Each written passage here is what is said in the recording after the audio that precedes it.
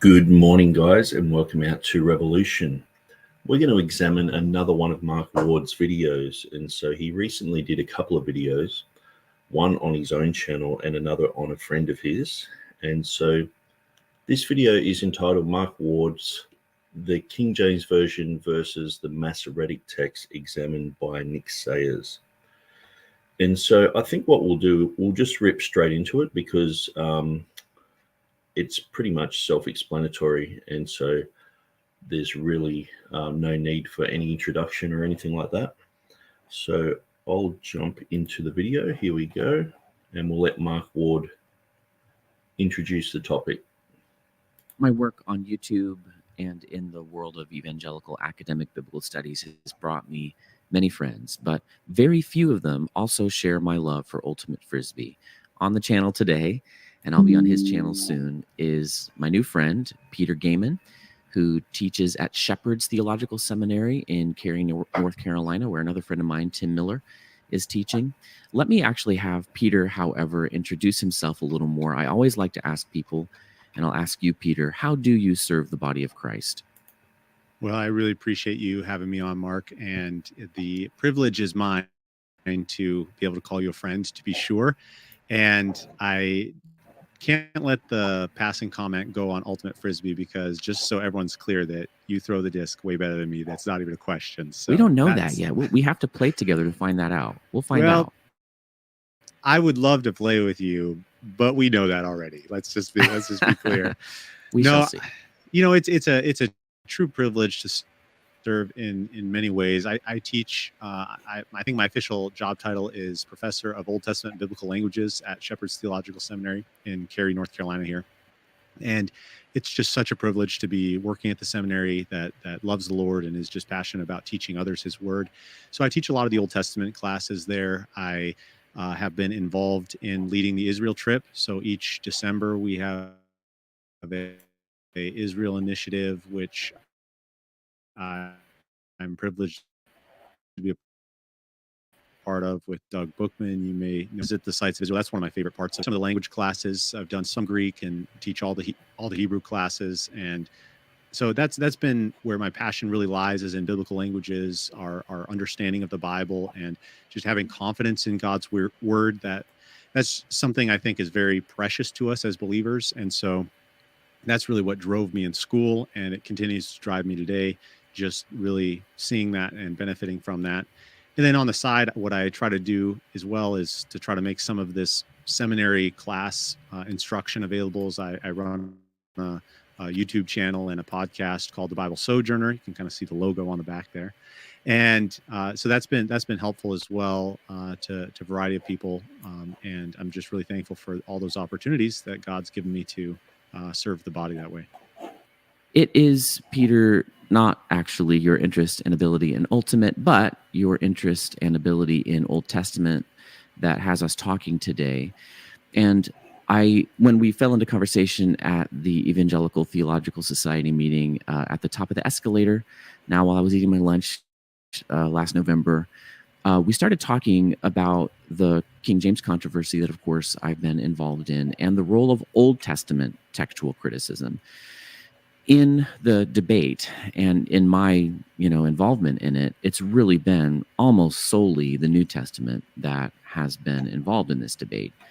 Nonetheless, there are Old Testament text critical difficulties. You've got your Kethiv-Qere readings that I want you to explain to us actually a little bit.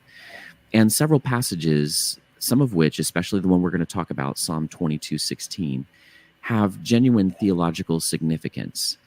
I wanted to talk to you about this on the channel and get your expertise for how Christians should think through Old Testament text critical difficulties, when there are variants or other problems in the manuscript tradition of the Hebrew Bible, and then do a little reflecting with you on how this might be used at King James debate.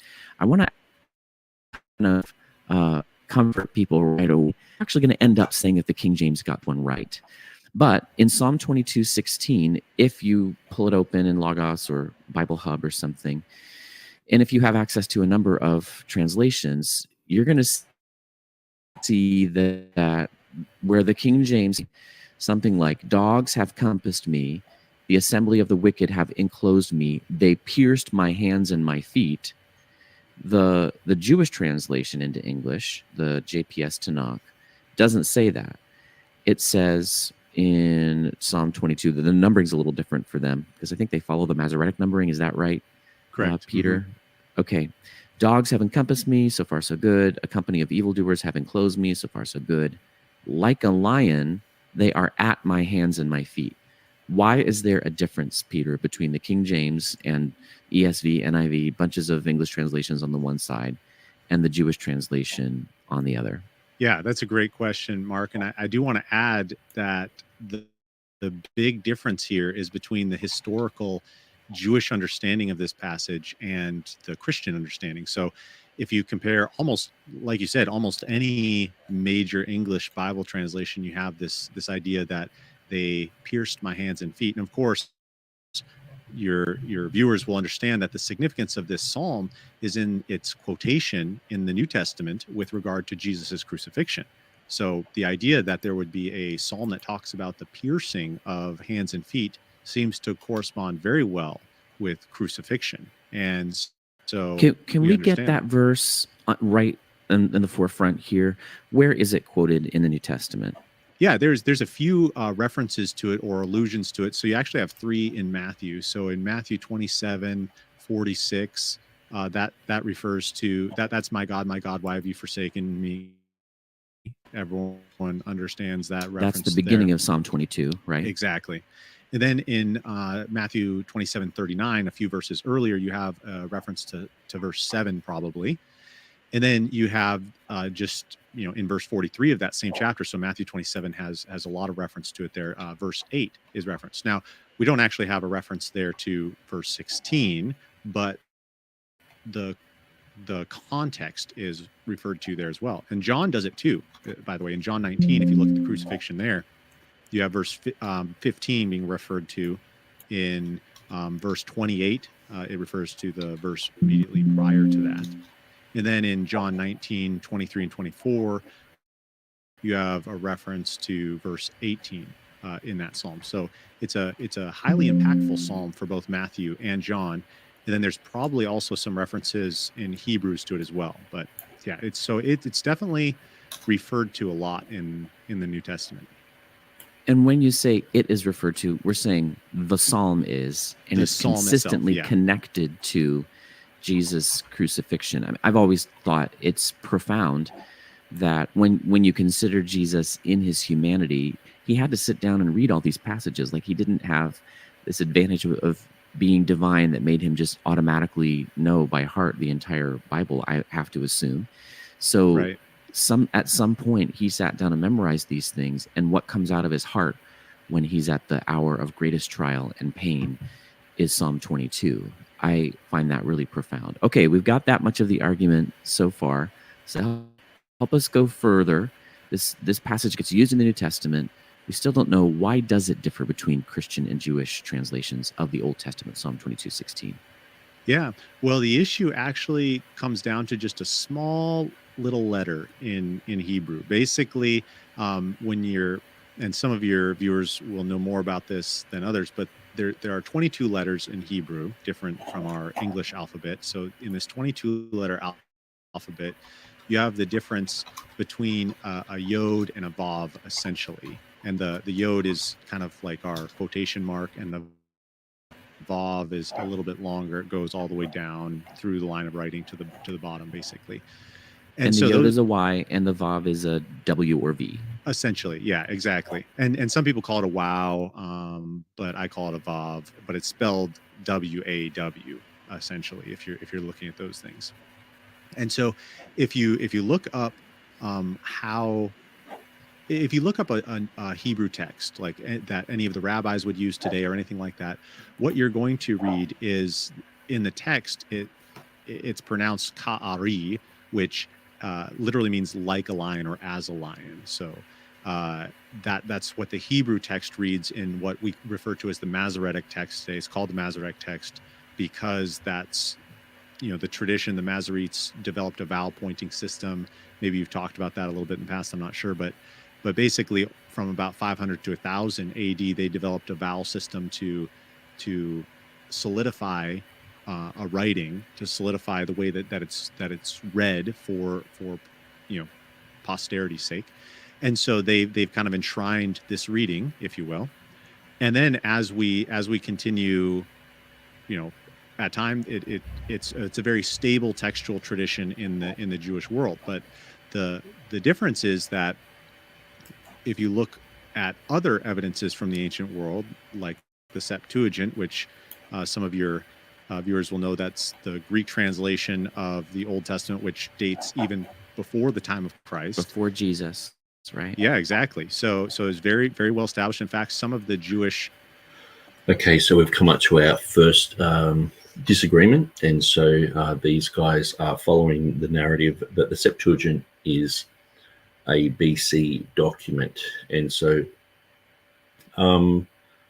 I stand with many TR defenders and KJV advocates, and say, well, prove that it is a BC document. And what we find is many people have a very simplistic understanding of the Septuagint. It's a very complex transmission.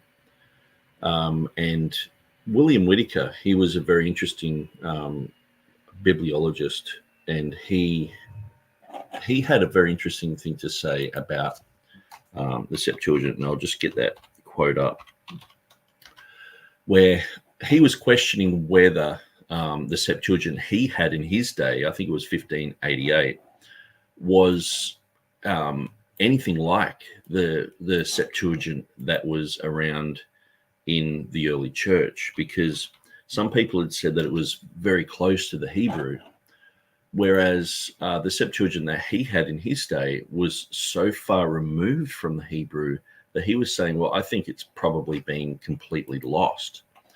And so I'll just get this quotation up here in a second, if my computer plays the game with me.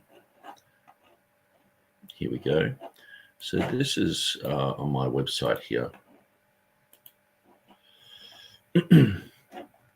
On my article, the Septuagint. Now, I don't have much information on the Septuagint on my article, just a few little bits here and there. But William Whitaker wrote concerning the Septuagint, learned men question whether the Greek version of the scriptures now extant, so the Greek version that existed in his day in 1588, be or not be the version of the 70 elders. The sounder opinion seems to be that of those who determine that the true Septuagint is wholly lost, and that the Greek text as we have it is a mixed and miserably corrupted document. Aristeas says that the Septuagint version was exactly conformable to the Hebrew originals, so that when read and diligently examined by skillful judges, it was highly approved by the general suffrage of them all. But this avows differs amazingly from the Hebrew, as well as in other places and books, as especially in the Psalms of David. So that's what we're looking at the moment. And so what we can see is the Septuagint, which I believe the modern day Septuagint is basically the fifth column of Origen's hexapla. Now, it was said of the Septuagint that it was accurate to the Hebrew. Now, most people reject the whole concept that 72 translators worked on the Septuagint. So basically the story is that there were 72 translators. They were all put into separate rooms for 72 days. And when they came out of their rooms, they all had exactly the same identical readings because they were translating from the Hebrew into Greek. And so this is sort of seen as a bit of a preservation miracle. Now, I don't know anyone who actually believes that that's a legitimate story. Most people understand that that's just what we call here in Australia a furphy, which is just a load of rubbish. But at the end of the day, many people do believe that this is a BC document, but I also believe that that is not historically accurate. What I think happened with the Septuagint was it was more organic, where when the early church started, Greek Christians, Greek-speaking Christians, I should say, they began to become very interested in the Old Testament prophecies and things like this. And so what they would have done, there would have been Jewish converts. Paul was often in synagogues preaching, and many Jews became saved. And so they would have got together and said, well, let's teach the Old Testament to these Greek-speaking people. And so that would have started off a Bible translation effort. And they worked through the Old Testament, and eventually that became their standard. And so how accurate that was, I'm not sure. Some people are saying that there was a very accurate Greek edition that was akin to the Hebrew originals, but I doubt that we actually have that at all today, because the Septuagint is very corrupted. And the thing is, too, the original story, the one that hardly anyone believes about the Septuagint being translated by 72 people, one of the main reasons I reject that is because only the Levites were supposed to do any type of scribal work. So they were to copy the text. They were basically the priests. So the priests were to do that job, just like they were to minister in the temple and things like that. You couldn't just get 6 from each tribe, which is the original story. And so because they weren't actually allowed to do that, only the Levites were. If the story was that there were 72 Levites, I would go, oh, okay, that makes sense. So these other people from the other tribes, it's like saying, well, they all went in and did sacrifices to God in the temple. You would go, hang on, no, only the Levites are allowed to do that. And we see stories in the Bible where a king just walked in and started to do sacrifices and came out with leprosy. And there's all these type of stories. And you would think that, these Jews wouldn't just haphazardly, go down to Egypt and do this type of translation work. And so what I find is it's a bit like with the dating of skulls and bones and other bits of material that back up the theory of evolution. Oftentimes we see things being stretched out to something's older than it really is, and people say things are millions of years old, where when you do proper testing on it, you realize that it's not. And they have to have this type of circular reasoning with, rocks being a certain age, and they're dated by, what you find in those rocks. And it's a type of circular reasoning. What we see with the Septuagint is a lot of people are trying to stretch things back before Christ. Now, there could have been some sort of Greek writings that were to do with the Hebrew Bible. There could have been a scrap here or a scrap there. I'm not exactly sure. I haven't got a line in the sand where it's like BC, AD, and you can never have anything Greek before Christ. But at the end of the day, a wholesale Septuagint. And so the thing is too, the 72 only did the first 5 books of Moses. That's all they were commissioned to do, apparently, according to that story. So if people have sort of adopted that story, then they've rejected it, but they still carry over things with it. But at the end of the day, a wholesale Septuagint of the whole entire Hebrew Bible, I doubt existed before Christ. And because then what happens is people say, well, Jesus Christ used the Septuagint. They say, well, the apostles used the Septuagint. And what happens is people, they look at critics of a BC Septuagint, and they say, well, these people are just ignoramuses, because all you have to do is read the New Testament in Greek, and you can clearly see direct quotations from the Septuagint. So obviously Paul used it. Obviously Jesus used it. And so it just seems like a home run for the people who are saying the LXX is a BC document. But at the end of the day, what they're not looking at, and this has been proven by many people. I think it was John Gill. He actually talked about this as well. Maybe it was John Owen. But what we see is a copy and paste from the New Testament into Old Testament places which are mentioned in the New Testament.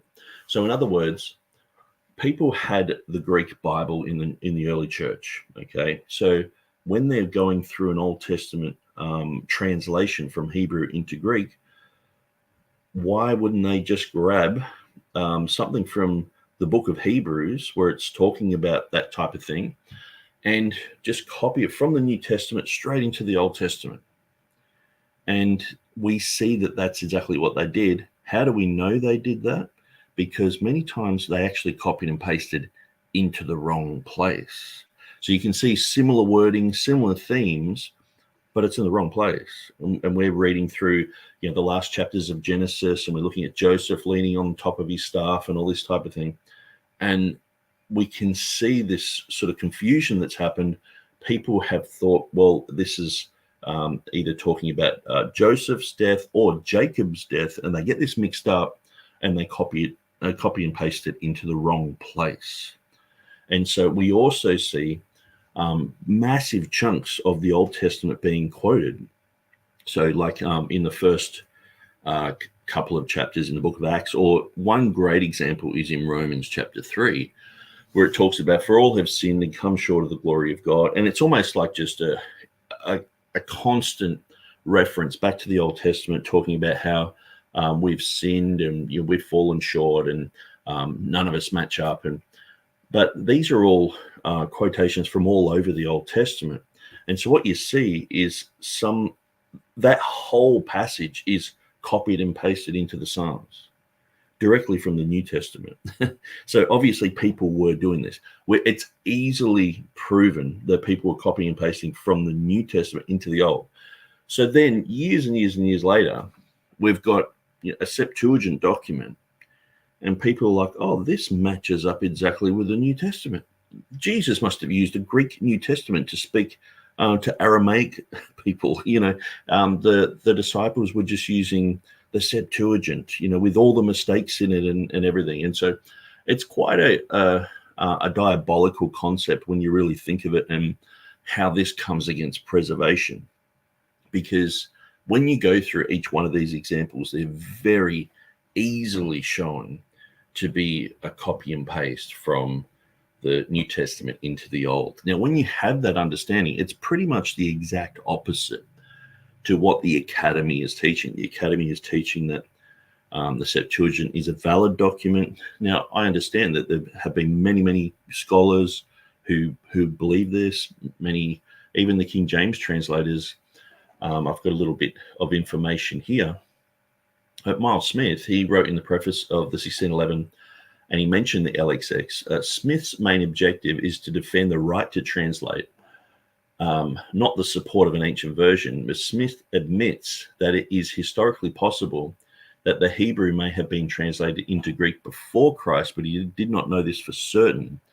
Smith uses the LXX as an example of a translation to justify the KJV being translated, but in context questions the validity of the stories behind the LXX and also Jerome. So he says, neither did we run over the work with that posting haste that the Septuagint did, if that be true, which is reported of them, that they finished it in 72 days. So that was Josephus. Neither were we barred or hindered from going over it again, having once done it. Like St. Jerome says, if that be true, which himself reporteth. So they were questioning it. And also when you look at contemporaries like William Whitaker around that same time of the King James translators, people were saying, well, we think that what's been preserved up until this day is corrupt. Perhaps they had a Greek translation back then that they were using that was, just like the Hebrew, but what we have today is corrupted. And so that was pretty much well known. And so that's why they didn't just go, let's just translate from the Greek. They went back to the Hebrew. and they translated from the Hebrew. And so, so hopefully that gives you a little bit of understanding about the LXX there. So let's just jump back to the video. So basically, you've got two different philosophies here. The critical text guys usually have the philosophy that the LXX was written about 250 BC, and that perhaps Jesus even used it, but definitely the writers of the New Testament used the Septuagint, and so that's diametrically opposed to what I would believe and what many Textus Receptus King James advocates believe, that the Septuagint is most probably a BC document that was more organically used or organically created and made, translated into Greek because of the needs of the church. They needed a Greek Bible. They wanted to understand the Old Testament. And so to me, that makes more sense anyway. Like, where are all these Greeks that were reading the Old Testament? Now, there might have been a pocket here and there, but when you see the explosion of Christianity into the Greek-speaking world, obviously it's like, well, we need a Greek Old Testament. And so they made Latin Old Testaments. They made many different Old Testaments. And so just to make a Greek one would make sense. But you can see there is a sense of nationalism and pride behind, people have a certain type of nostalgia toward their nationality. And so we can see this with, the Latin, the Roman Catholic Church. You know what I mean? It's a national church, the Roman Catholic Church. But we can see the Greek Orthodox Church with we've got the Septuagint, so that's the Bible because it's the Greek Bible. The New Testament was written in Greek, so our Old Testament must be good too. No, we think your Old Testament is pretty bad. It's corrupted, and so we don't follow that. And unfortunately, what we see is even this stretches all the way up into Textus Receptus editions, like the New King James, where they say they follow the Sumerian Pentateuch, they follow Targums, they follow many different readings in the Old Testament, but they do specifically say they follow the Septuagint at times. So not all the time. But if you're reading through Proverbs and you've memorized the Proverbs in the King James, you sort of go, hang on, that's saying the opposite thing, or that's not even talking about tasty trifles, or it's talking about wounds in the belly, not tasty trifles. What are they talking about? And so then on top of that, you have translational issues. So some people can have exactly the same Hebrew or exactly the same Greek, exactly the same underlying text, but it's translated in a completely different way. So we're going to go through, they pierce my hands and my feet, or like these guys are talking about, like a lion, my hands and my feet. So we're going to go through that and examine that. So let's just continue with this video. Diaspora would read the Septuagint scrolls in synagogues. So it's not as if they were very much against that. Although it should be said that after Christianity started to really become popular, the Jewish populace turned their back on the Greek translation because they were afraid that it was becoming too Christianized and the Christians were using it too much. And in fact, this was a big part of the debate between like Justin Martyr and some of the Jews of that day, is that he was arguing from the Septuagint that Jesus was Lord and that, we need to follow him. And they said, no, this is not good. And so you have kind of a departure there. So in essence, though, the difference is that in the Septuagint, as well as in some of the other Hebrew manuscripts, they don't all read the same. There's a different reading that isn't ka'ari, which would be like a lion, but rather the reading would be like karu, basically, which is a variant. It looks very similar to that, but the big difference is that you have a vav at the end, and we call it a shurik when it makes the oo sound, and it looks consonantally very similar, but it makes a big difference in understanding the passage. Excellent. That's really helpful. Talk about two things here. Let me make sure I get these answers. what manuscripts would we have of the Hebrew Bible? Where were they be coming from? How old are they? That read Ka'aru, they pierced, rather than Ka'ari, like a lion. That's question one. And then what would the King James translators have had in hand? Which reading would they have encountered in their Hebrew Bible? Yeah, great question. So when I refer to the Masoretic text, that's a very late Hebrew text. It's a very good Hebrew text, but it's late. And so the Masoretic text, the majority of those, the manuscripts within that tradition are going to read like a lion. But there are a few, and I don't have the names of the manuscripts offhand. I just know if you were to read the textual apparatus, it would list the different manuscripts. But it's a few of them in the Masoretic tradition read Ka'aru, which I didn't really specify this, but Ka'aru as a verb would mean they dug. So it doesn't mean like a lion. It means they dug something out, or that would be equivalent with they pierced, essentially, because to dig out a hand. Which is what the Septuagint says. I looked up the Septuagint word, which is Aurochs, and it also means dug. So we're not quite at pierced, but what would it mean to dig hands and feet? Exactly. Yeah. I mean, go ahead. Well, and I was just gonna go off your thought there and say that you have this reading of digging out the hands and the feet, which is present even in some of the medieval Masoretic texts. So to be Masoretic is essentially to be of the medieval and later Hebrew tradition. But then you also have the Greek Septuagint, which dates to about 250 to 100 BC. The translations take place during that time. And then you also have the Dead Sea Scrolls, which I think are some of the most exciting finds in the history of biblical studies. Now, I pity, no, I'm just teasing you, but I was going to say I pity all of your New Testament work, because the Dead Sea Scrolls are the domain of the Old Testament in many ways, but it's exciting, and I know you share my excitement with just how great of a discovery that was. And there were some scrolls that were found in that area, in that region, not in the caves themselves, but in a place called Nahal Hever, which Nahal is just the word for wadi or dried up riverbed. And as part of those documents that were found there, that scroll, so it's probably the oldest Hebrew scroll we have, which refers to Psalm 22. And there it's a very clear indication that Ka'aru, they dug, was present. So our oldest Hebrew reading that we have access to from the Dead Sea Scrolls confirms that there was a legitimate reading that they dug my hands and my feet, and then that's confirmed by the Septuagint, and then it's also confirmed even by some, not a lot, but some of the medieval manuscripts that existed during that time. So the King James translators, I've been told, they had the Daniel Bomberg Ben Chaim printing of the Masoretic text. I think that's a bit of a simplistic way to look at it. Yes, they did have that.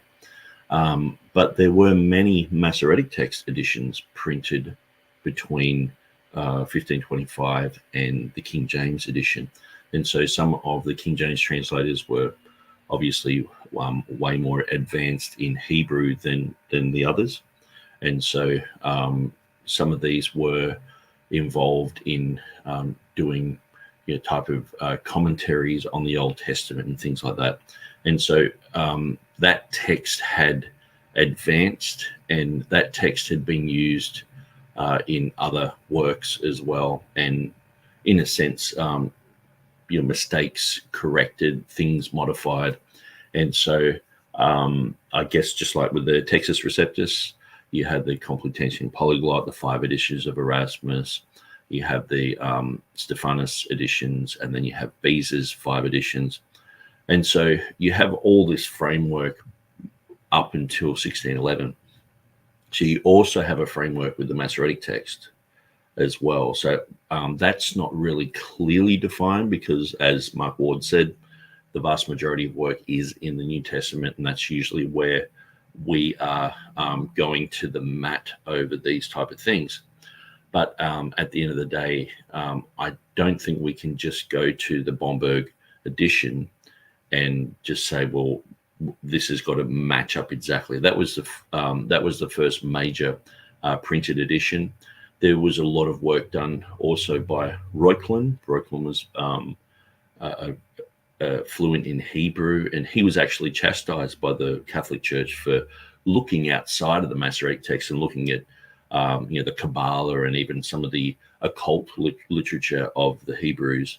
And so, but he was prolific in writing about the Hebrew language. And so a lot of the groundwork of Hebrew, like when you look at, say, the Complutensian polyglot, the Old Testament Hebrew there, you've got to look at all these things, because just like with the Textus Receptus, there was a progression. And so I think that has to be understood and known. So we've got a few comments here. Docky Bible Club is in the house. He's saying, do you play disc golf, Nick? I'm not sure if that means like the Frisbee thing that Mark Wald was talking about, or I guess perhaps ice hockey. Ice hockey is not really that big here in Australia because we're usually hot. But yeah, so, but then we have Helg. He's saying he's from the North Pole. And so nice and cold up there. And he's saying, so here we are again, the typical neo-evangelical garbage. Yeah, and so, and this is a strange thing, because oftentimes the Septuagint is used to usurp the Hebrew in Bible translations. But we're told if you use the King James and say that the King James is the Bible sort of thing, because it's a translation, then you're a King James onlyist, and you've got to wear the Ruckman hat and the Go Rippling T-shirt and all the rest of it. But these guys have an Old Testament translation in Greek, and they're like, well, see, that's containing the words of God. It can usurp the Hebrew. It's quite a double standard, and I don't think a lot of these guys realize the double standard that they make. But when you're on the receiving end of their discipline stick, you sort of look in their own backyard, and it's like, hang on, you've got a few of those same weeds in your backyard too. But they don't like to admit that. And so, let me just clarify, with the Septuagint, like any Old Testament, New Testament document that is accurate or inaccurate, they're still valuable in a sense of looking for interesting readings of the Bible. And so sometimes even a mistake can be like, wow, that's really interesting, but it can show you and direct you to the correct reading. And so I believe that we have all the correct readings in the King James. You don't have to do all this work. You don't have to reconstruct your text. You've already got all the words. They're all piled up in the King James. And so all you have to do is go there. The underlying Greek text of the King James and the underlying Hebrew text of the King James, if you were to go back into the first century, they would be akin to what they had then. And so the early church just received the word of God. They didn't have to go and try and figure out what the word of God is. But when you get into translational work, and when you're dealing with fragmentary evidence like these guys do today, and they're trying to piece together a Bible with all these fragments, and half the time these things are being dated. Who's dating these? Who are the people behind this? Who are the people in Munster? And oftentimes we look at these characters and we can see, heretics, Unitarians, Roman Catholics, Mormons involved in this type of work. And it's quite sad, to see that. But then we see these outlandish claims that, this is the world's oldest Bible. And oftentimes we're just questioning these things. That's what a good student should do. They should question everything. And so that's what we do when there's a claim. well, this manuscript's very old. We go, well, hang on, let's have a look at it first.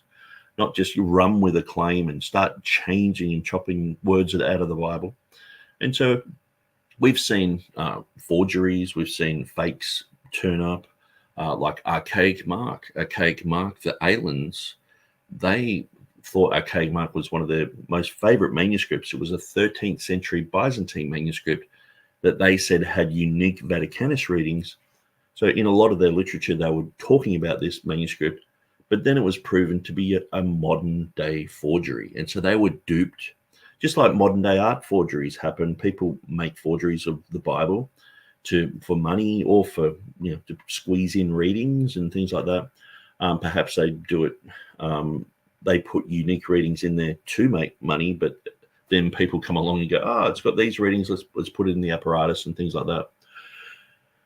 And so we have seen modern day forgeries in Bible texts. And so who's dating these? We've just got to be very careful about just accepting everything that's coming out of the academy, everything that's being accepted by the academy and their text that's coming out. We've just got to be very careful with doing that, because we should be following.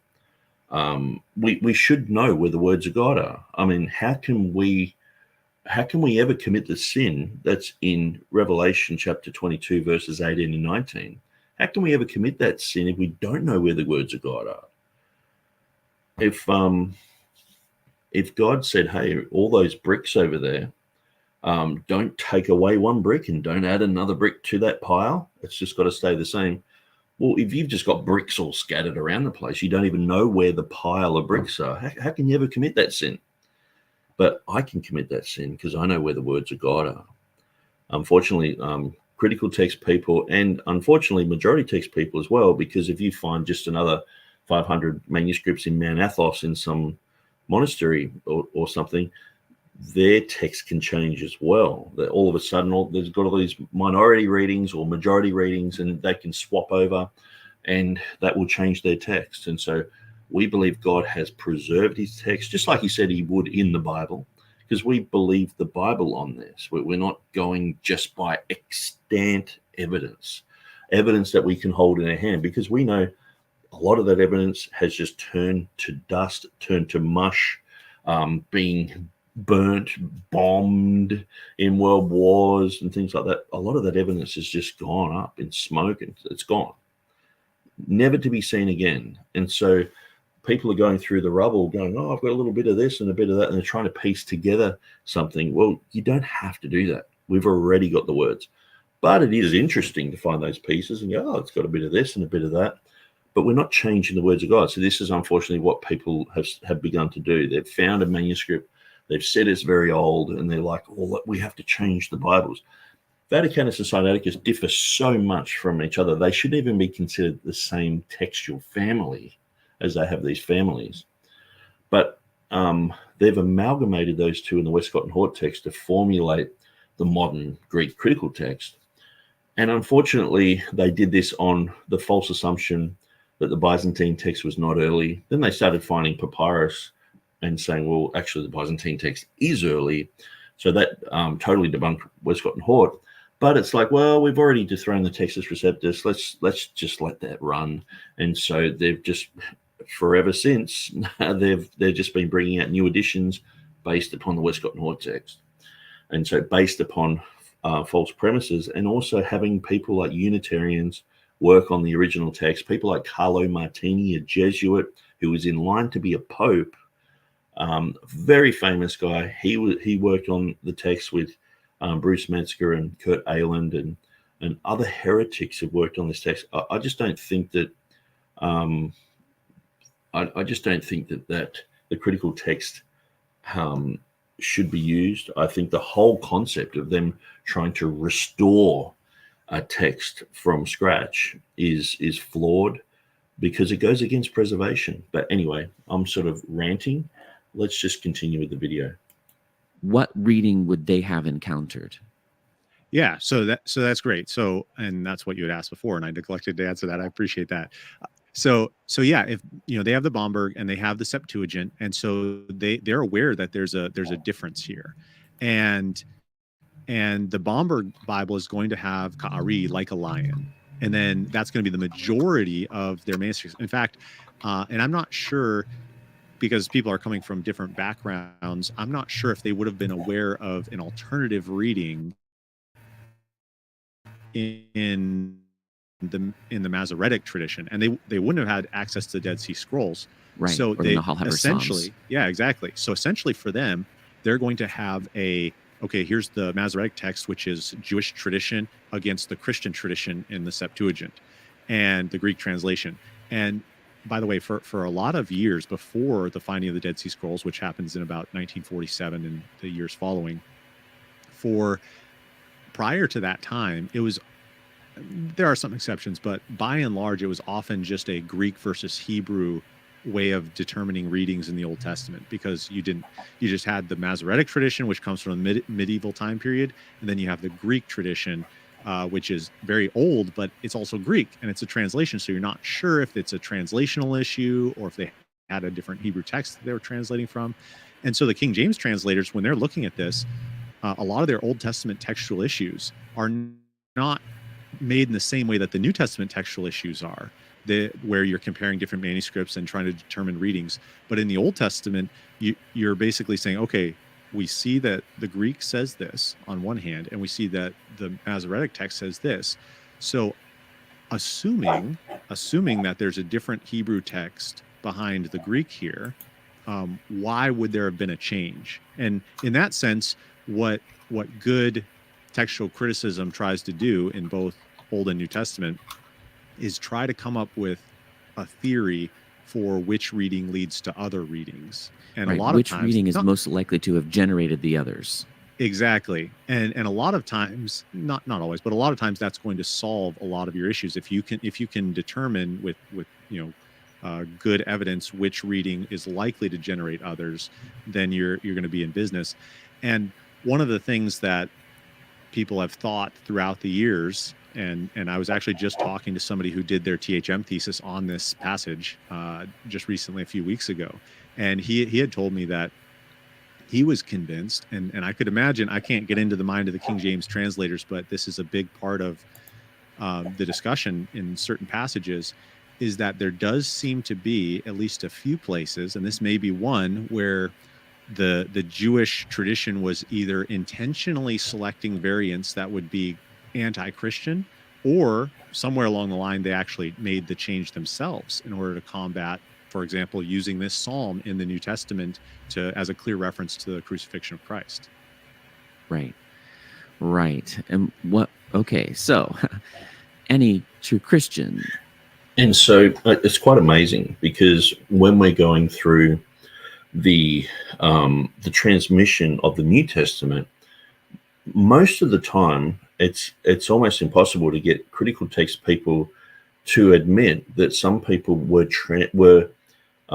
adding variants, they were changing things, they were twisting the words to suit their own needs. Now, someone like Bart Ehrman, he just wrote a book, The Orthodox Corruption of Scripture, and said, well, they were trying to squeeze the Trinity in, and they're trying to squeeze the deity of Jesus in, and make Jesus a little bit more the Lord, and so the Lord Jesus Christ instead of just Jesus, or Jesus Christ, and things like that. And so, but there's a lot of backlash against any type of work that Bart Ehrman's done now, even when he was considered a believer. But oftentimes we're just sort of left there scratching our head, because Marcion, it's pretty much, if you want to be remembered in the early church, in the early church writings, you wrote against Marcion. Marcion was just, he was like the Bart Ehrman of the day, but he was probably way worse. But he was twisting the word of God. He was doing his own own versions of, this is the Gospel of Luke, and twisting it and changing it. And so people were very upset with Marcion, but it seems like that's completely overlooked. And most people say, well, these variants, there's no nefarious variant.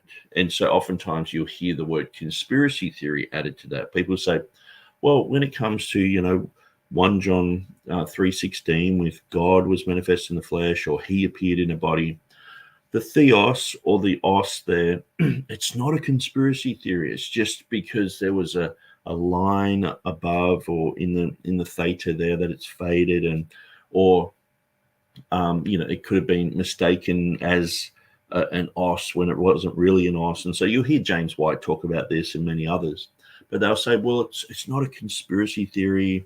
There's no one deliberately doing this behind the scenes. And so they're quite willing to sort of, comfort you and say, look, don't worry. It's just a mistake. These scribes just made blunders. But we know modern day examples of like the Jehovah's Witnesses show that people are willing to twist the Bible. When you read the book written by George Vance Smith, who was a contemporary with Westcott and Hort and FHA Scrivener and other people who worked on the text and the revised version, in around about 1881, when he wrote his book, he was talking about how he was so glad that many of these verses had been altered and changed, added to or subtracted from. He was very glad that they matched up now with his Unitarian beliefs. So he didn't believe in the deity of Christ. He didn't believe in the Trinity. So he wrote a book on this and how doctrines have been changed. And so I can't understand why critical text people are saying, no, there's no nefarious thing behind variants. Well, here in the Old Testament, Mark Ward's interviewing this guy and saying, what about this change? And he's saying, well, it could have actually been the Masoretes themselves changing this. Now, I don't think that me personally, I don't think that that's what happened. But it could have been that way. But so some people are saying, well, there's this variant there that makes it so it doesn't look like they pierce my hands and my feet is a legitimate reading, because Jews were reading that and saying, well, that's Jesus, that's the Messiah, and they were getting converted. And so the Jews just changed the letter there, and that's gone throughout the transmission. So perhaps there was one group that did that, or another group, but I would just throw out a whole bunch of things. I would just question whether some of these Dead Sea Scrolls are dated properly. That's where I would firstly go, because sometimes actually questioning the foundations can lead you to question things and to get answers that are outside of the box that most people are thinking of. So I would go back through and have a look at the Dead Sea Scrolls and say, okay, is there a possibility that these are after Christians? Because sometimes we see writings and they have they're apocryphal writings and they have Christian overtones in them, and people say, oh, this is the book of Enoch, or this is the book of this and that. And sometimes things are written in there, like I'm talking about the Septuagint. Sometimes things are copied and pasted into these. And so that would be an avenue that I would travel down. I'm only just sort of, being a free thinker, not bound by, some university saying, no, you have to, keep it within these boundaries. I'm like, no, let's just not have any boundaries. Obviously, we want the boundaries of logic and truth and the Bible and preservation and things like that. But we want to think outside of the box. We don't want to just be crammed in and just think the way that people want us to think. And so we don't want to just go accept everything the Academy says. And so I would question the dating of these Dead Sea Scrolls. I would question the Essenes as well. Are we looking at something that can be definitively proven that the Essenes were that old, or perhaps they were around about the time of Christ, or perhaps they were after Christ? Is that something that other people have mentioned before? I would look at books that talk about that sort of thing. So I'm only just I'm shooting from the hip here, just going, okay, well, that's where I would probably first moved to. And as far as the Masoretic tradition, you would probably have to line up all the manuscripts, dating back to that time, and go through them all the printed editions and all the marginal notes. You just have to look at absolutely everything to find out how frequent this type of change was. Because was this change just in one or two documents? Was it in one document? Was it in a document that is prone to that? Because, of course, there might have been people who were back in, 1,000 years ago, a breakaway group that made a document. And so sometimes we don't know what these documents were. So say like the papyri, some people, like I think it was Kenyon, said that the papyri are probably just sermon notes that people wrote down during a church service. Not, these are the original documents and all this sort of stuff. So when you've just found a scrap of paper on the ground, you don't know where it's from. Like if you were just to find a handwritten letter on the ground and it just had a little bit of writing on it, I mean, you don't know if that's written by someone 100 years ago who was a prime minister or someone. I mean, you can probably tell now with technology, but back in 100 years ago, it's like the papyri. How can you tell if that's not just someone's sermon notes, or someone actually wrote a book saying this is where Marcion is destroying the Bible and he's got this reading, but on the next page it had the correct reading. It was like a parallel or something, but the only little crumb, the credit card size little crumb that survived was the bad one. Or perhaps there's a whole introduction saying, well, this is might have said Marcion's edition of this. And how do we know that? We don't. And so when you're dealing with fragmentary evidence, oftentimes what scholars do is they make up an anecdote, and sometimes these anecdotes are helpful, sometimes they're very unhelpful. And so they can say things that will guide you to think in a certain way. And most people just think, well, that's an accepted scholarly fact. You've got to question everything. And so even sometimes questioning things that make you look like, well, you're being a bit of a conspiracy nut. These guys will just call you that. But, I question whether the Septuagint is that old. I question whether 72 guys did that. I question whether they were from the 6 from the 12 tribes of Israel. I question whether Jesus used a Greek Bible preaching to Aramaic speaking people. I question whether the Septuagint that is claimed that he had then is the same as what they had even 500 years ago or today. I question whether the quotations in the New Testament are from the Septuagint, or whether the other alternative is they've been copied and pasted from the New into the Old. And so I think we just got to question everything. And some of these things make logical sense to me. I just go, well, I don't think that it's crazy to think these type of things.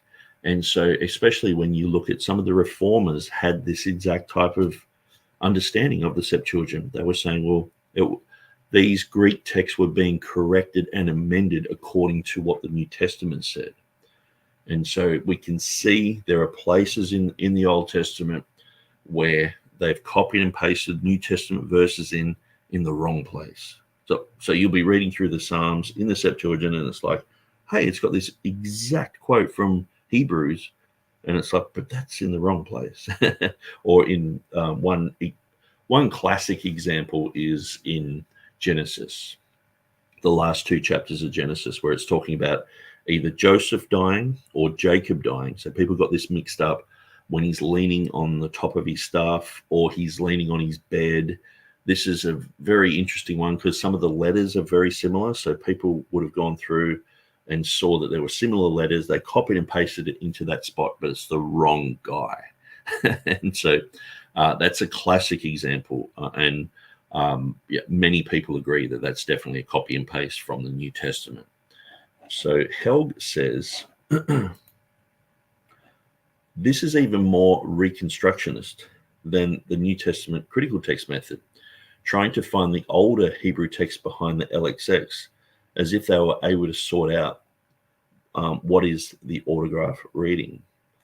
Yeah, it's quite interesting to go through this, and like I'm all for looking at all the evidence, but we can't be dogmatic about the age of these documents, because some of these documents, professionals in the field have said this is the best manuscript, even just a 13th century manuscript. This is the best manuscript. Because it shows Vaticanus readings, and it's proven to be a fake because they tested it scientifically and it had Prussian blue ink in it, which is a modern ink. And they were like, this is a fake. And then they found the printed edition that it was copied from. So someone had sat there and had a printed edition and wrote it all out. But it duped even to the highest level of academia in the academy, that they were duped to think it was a legitimate manuscript. And so we've just got to be careful. We know that some religions, some pseudosciences like evolution, they completely rely on dating. Their whole thing is based upon dating. Give it a long time ago in a galaxy far, far out. Just give it a lot of time, and you can sort of have anything.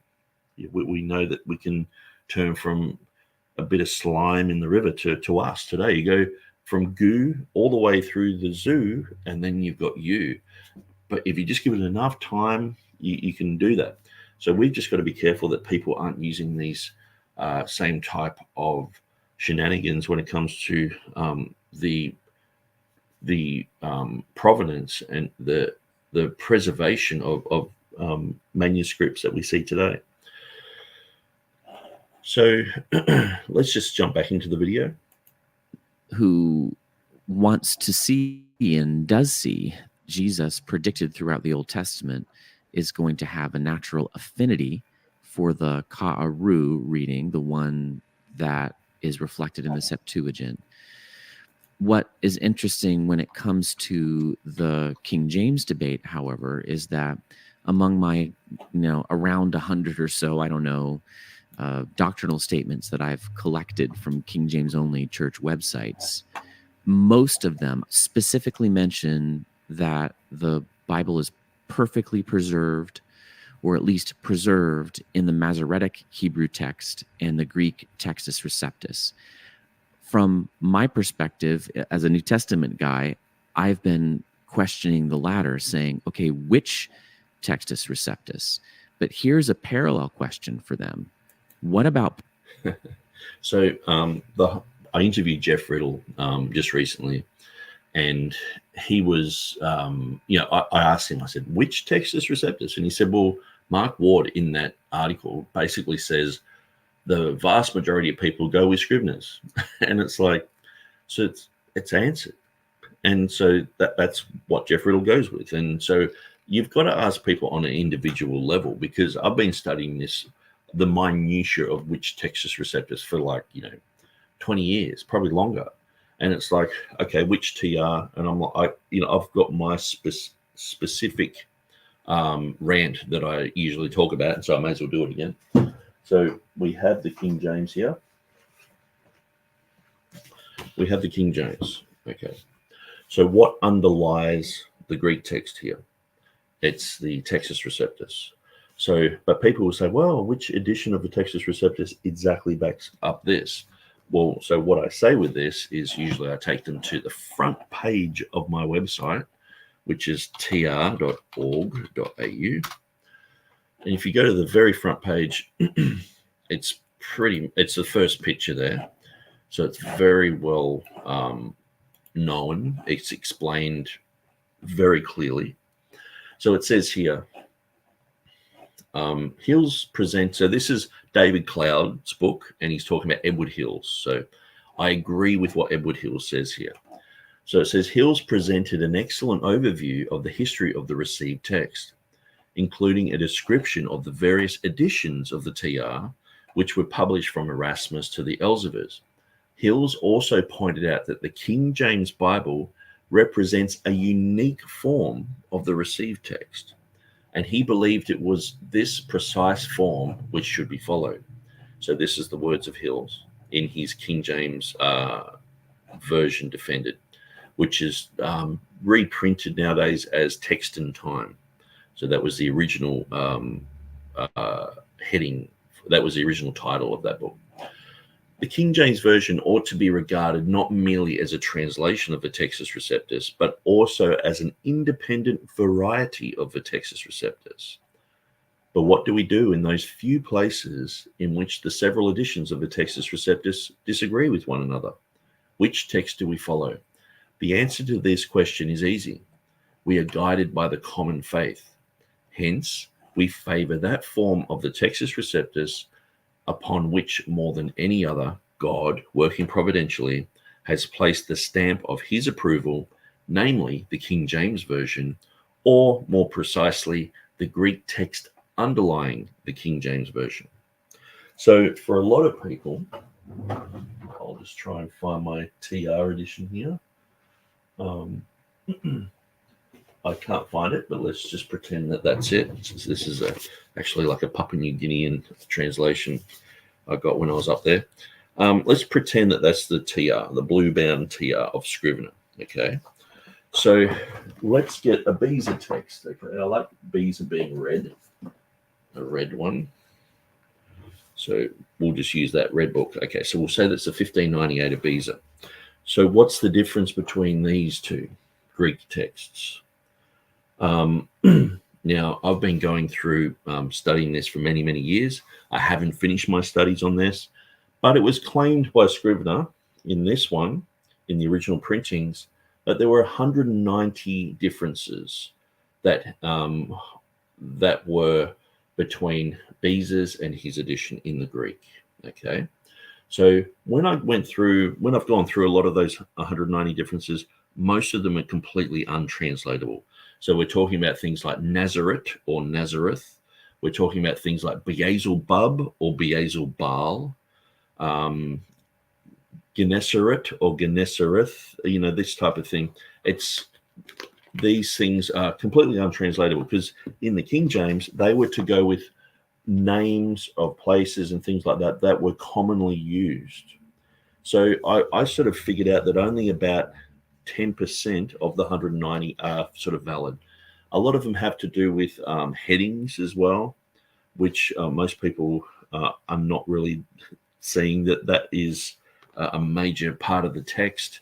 And so I've gone through and basically worked out that only about 20 differences between the Scrivener text and Beza's 1598 text. So Beza did 5 editions.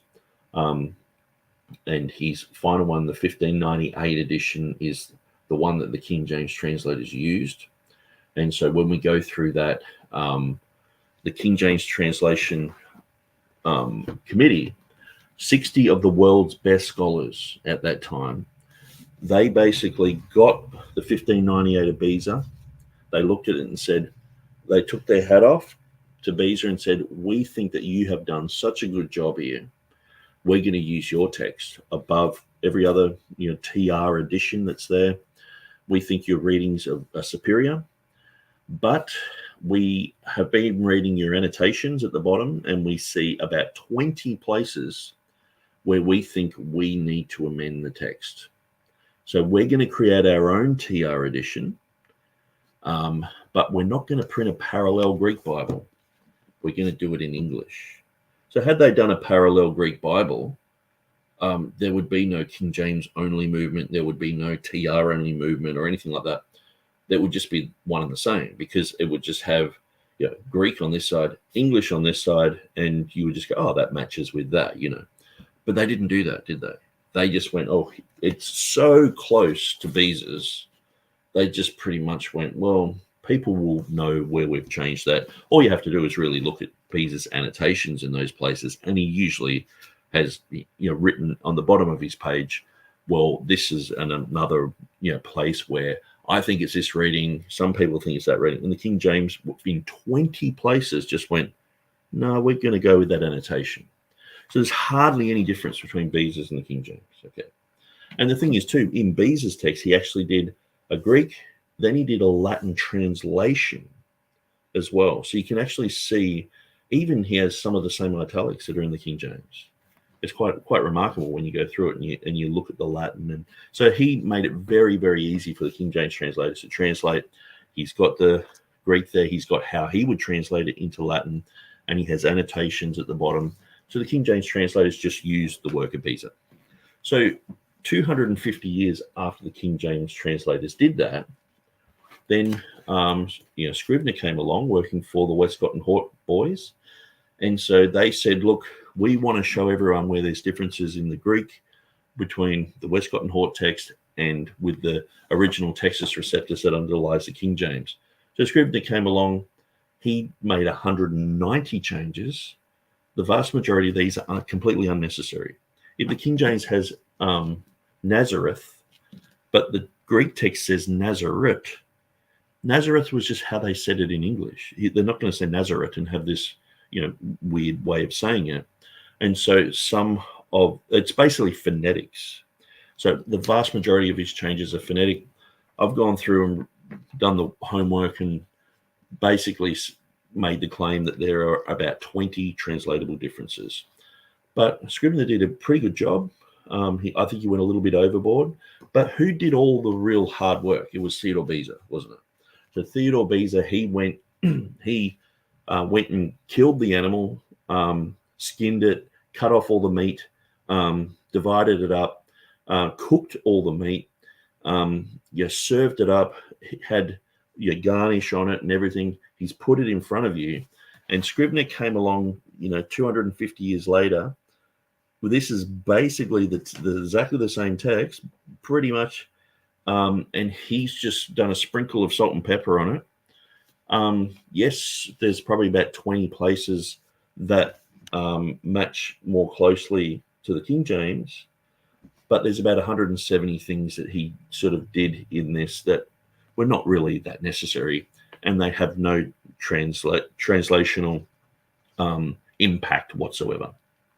So he was just fiddling around with the Greek, underlying the text. It's a bit like someone fiddling around with coding on a website. Sometimes you can put a BR break and you don't need it there. You can put in, in coding, you can sometimes have just junk sitting there and you can delete it, and it doesn't make any difference whatsoever to what you're seeing.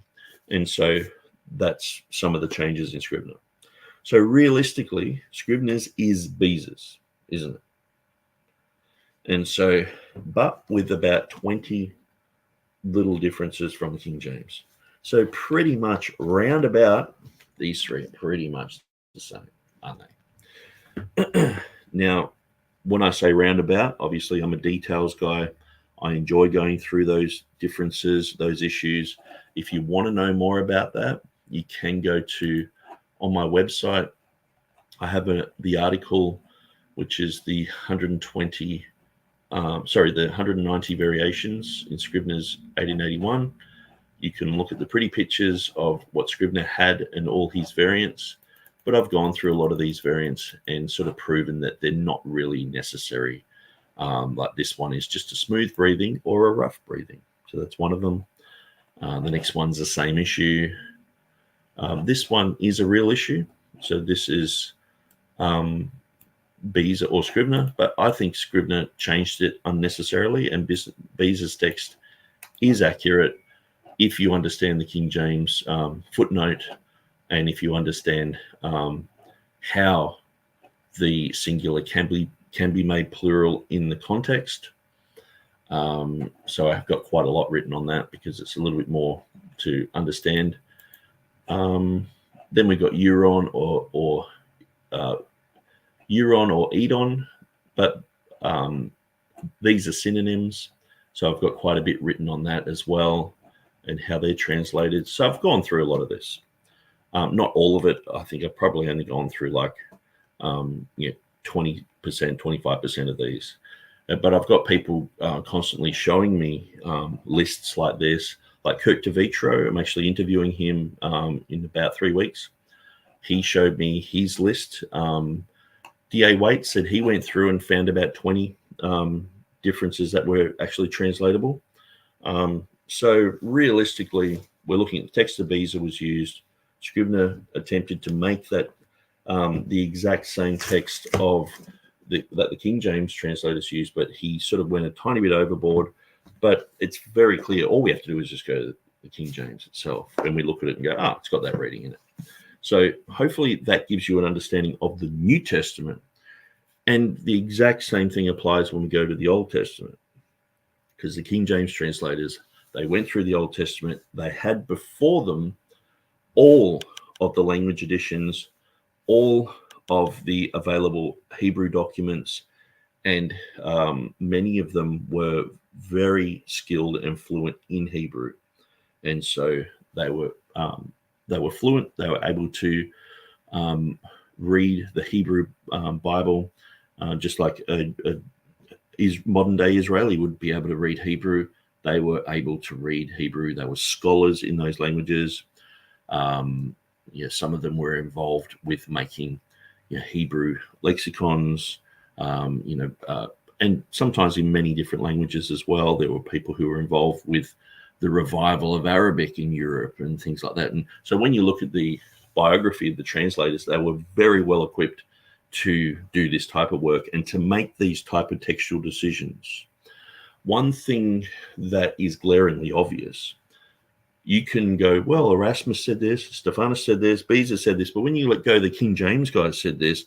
There is that much stigma around the King James translators that it's almost like saying, well, Joe Biden made this decision, and people are like, oh, that guy, because they've been slandered so often. There are so many books that I've got, many of them biographies of King James. I can't say, here we go, like the Cradle King.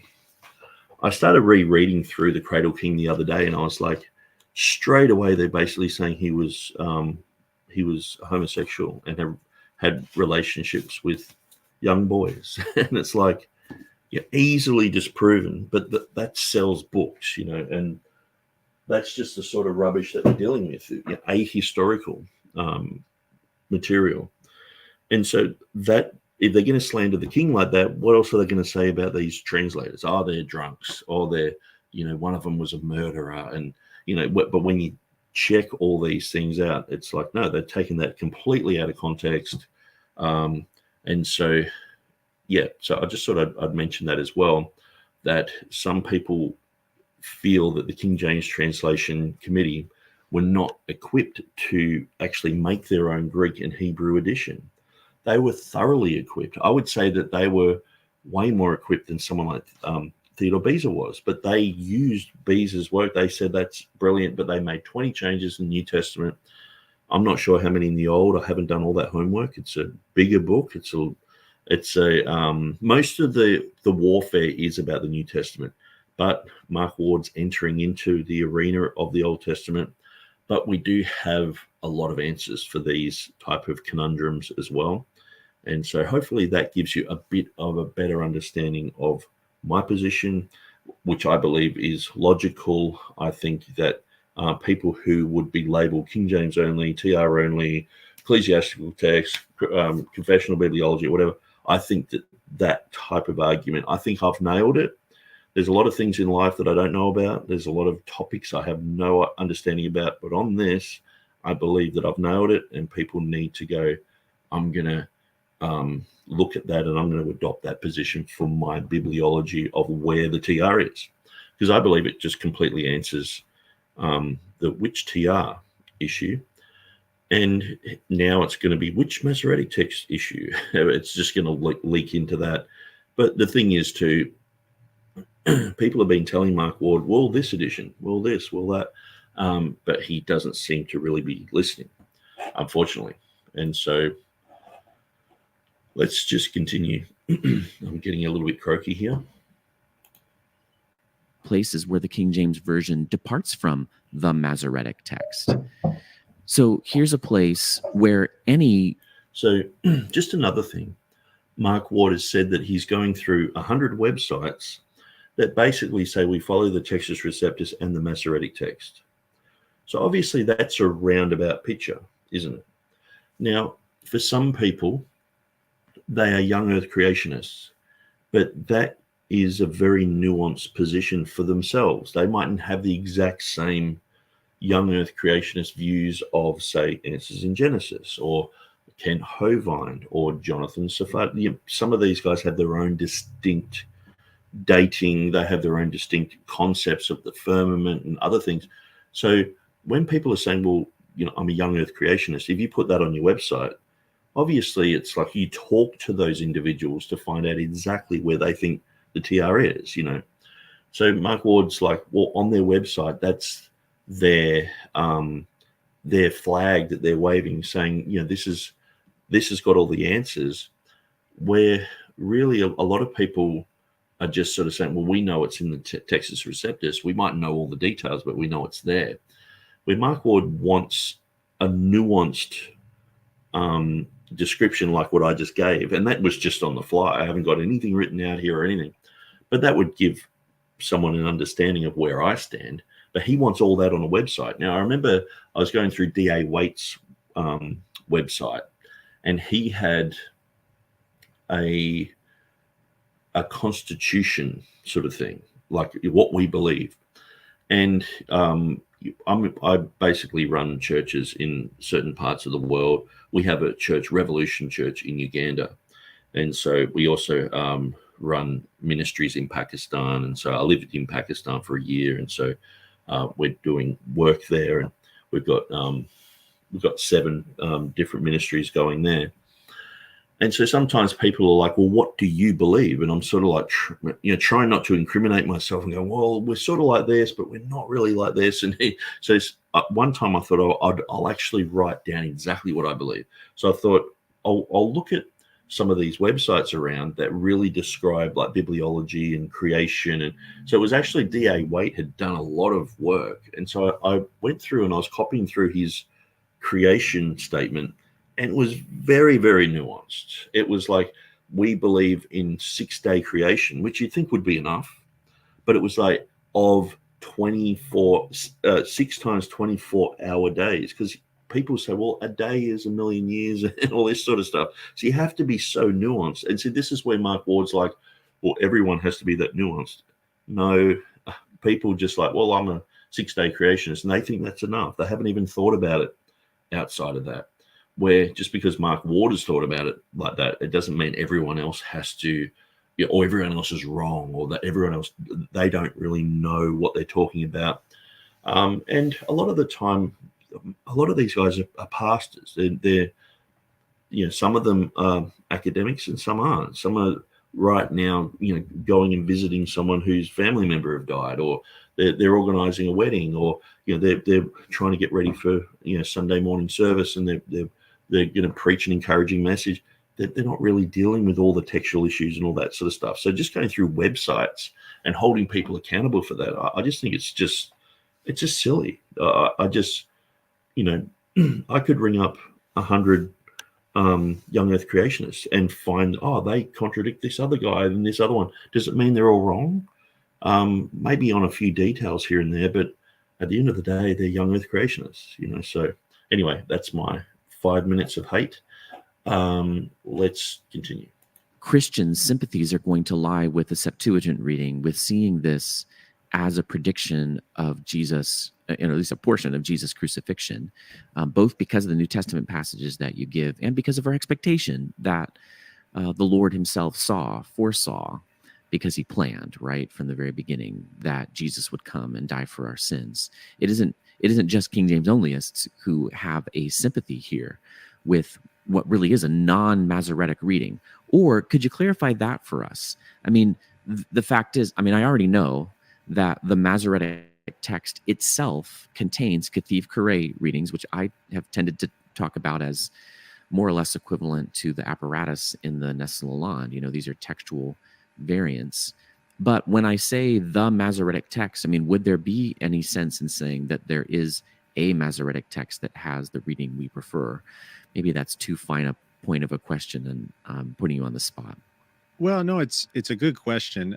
Basically, well, I should say that there is debate about the whole relationship between the Kethiv-Qere and for people who don't know, the Kethiv is basically what is written in the text, and the Qere would be what the Masoretes say should be read at a certain point. So as the Masoretes start working on the text, and even prior to that, honestly, there was and this is one of the really remarkable things about the preservation of scripture, we can really appreciate this, is that the Jewish culture was one of, intense scriptural preservation.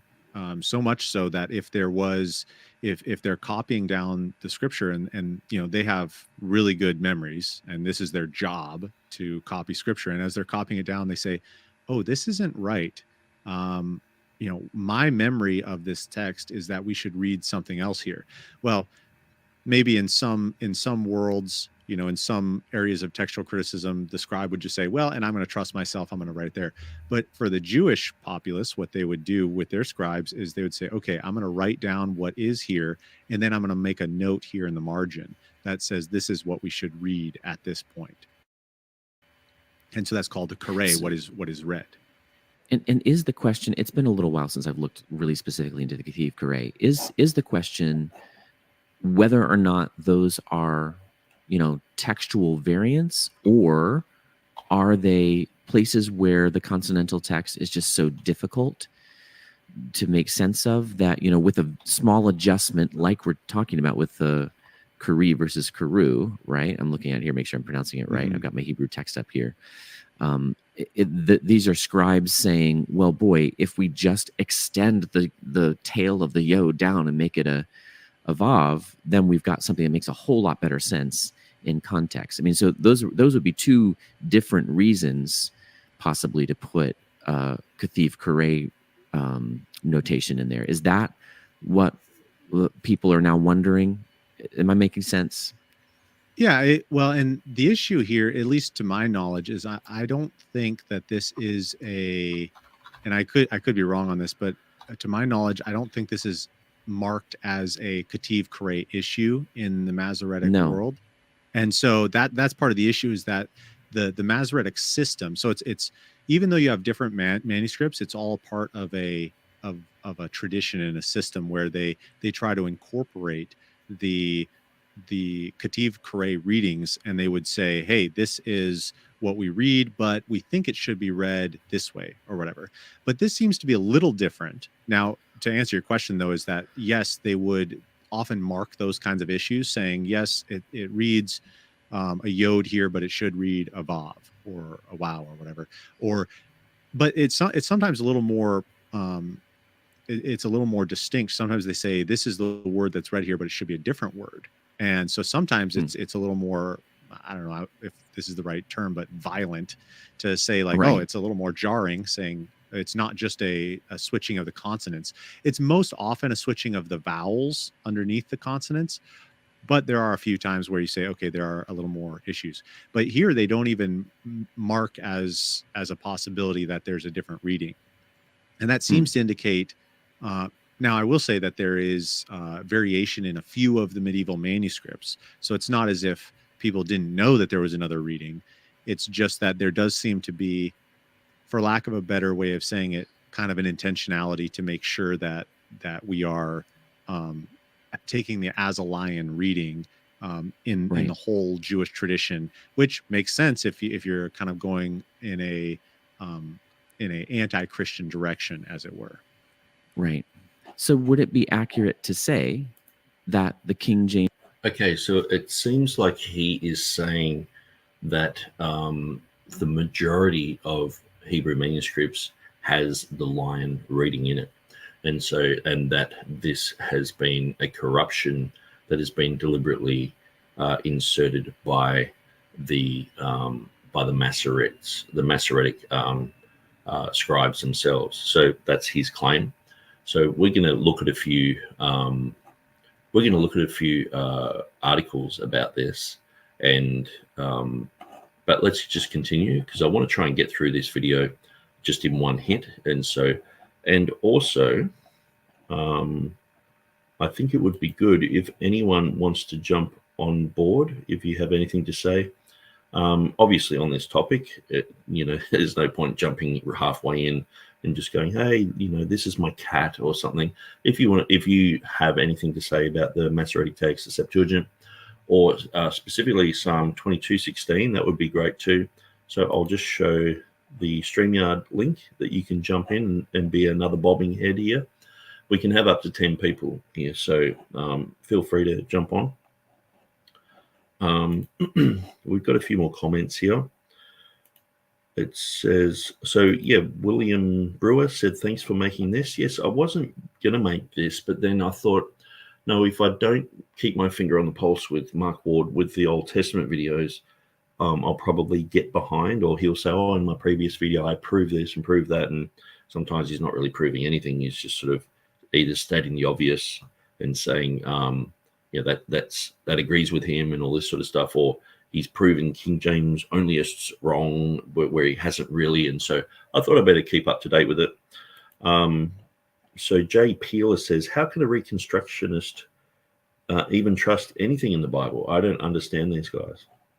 Yeah, absolutely. I think one way I like to describe it is the Bible that we have today, the Textus Receptus, Masoretic text. It's like an old boat. You might have a huge, big old boat. Every now and then you have to put it in a dry dock, and you might have to scrape away a barnacle here and there, or give it a coat of paint or something like that. But it's been floating around since it was made. You might look at, say, the old pirate ship sort of boats, or the old school ships where they had your handles where you're turning the wheel. One of those handles might have been broken off because they were getting so much usage. And so we might look at 1 John 5:7 and go, oh, hang on, where's that in the Greek? But we're looking at the Latin. It's 95% of the Latin. We're looking at the internal evidence. We're going, well, grammarians say that if you have the comma there, there's no solecism. If you don't have the comma there, there's a huge solecism in the critical text. Verse 8, all the genders are changed for no apparent reason. It seems very strange to have that. And so if we just look at the Latin, we look at the early church writings, we look at everything else, it says it's screaming out the comma should be in there. But if we're only looking at the Greek transmission, which we've just talked about, the Septuagint, it's a horrible transmission. So some of that did creep in. The Byzantine text is a base for the Textus Receptus. It's not just that's it, where majority texts oftentimes they're like, that's it, But we can see that, one of these handles broke off, 1 John 5:7. But you can easily pick it up and see where it slots in. It's like, well, that fits exactly there. It should be there. There's something missing there. You can clearly see that if you understand the solecism there.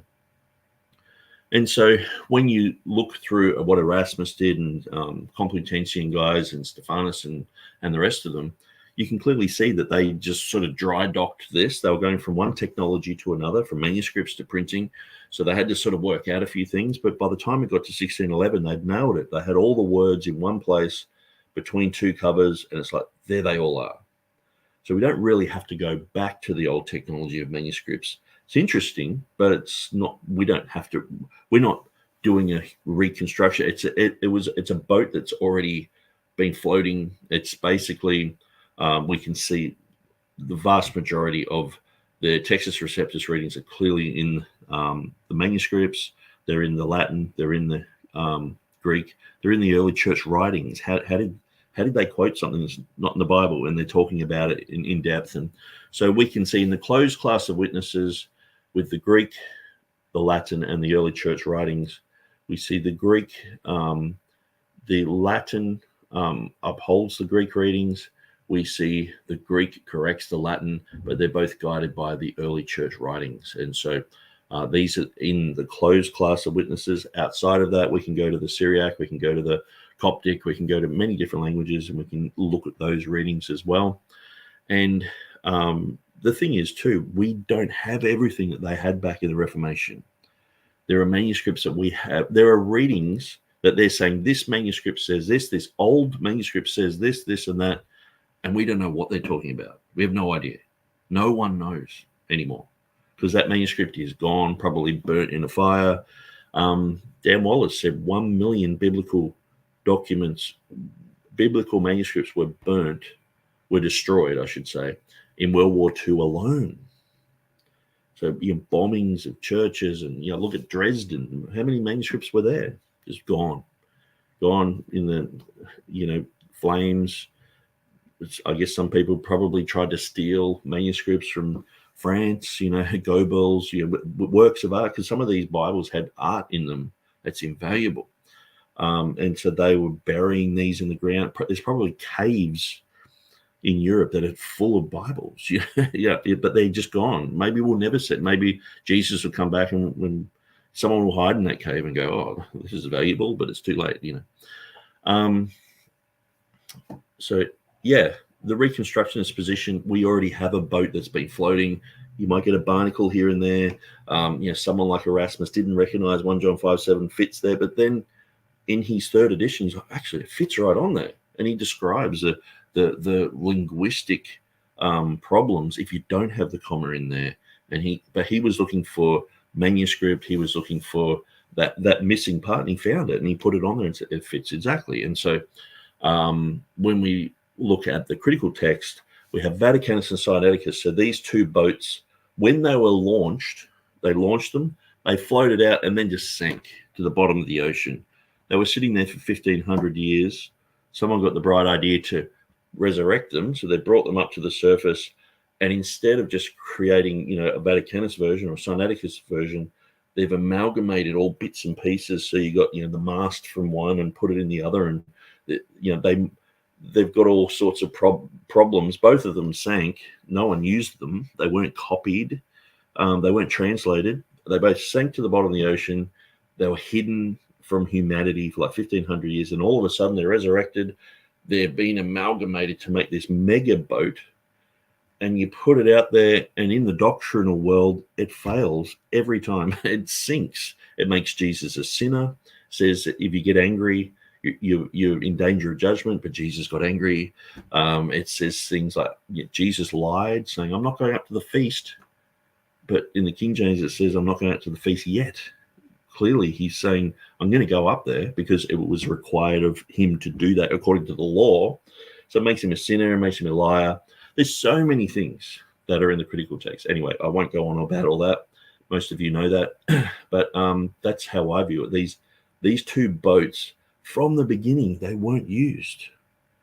They weren't known. That you don't just get a document and say, hey, this is Sinaiticus.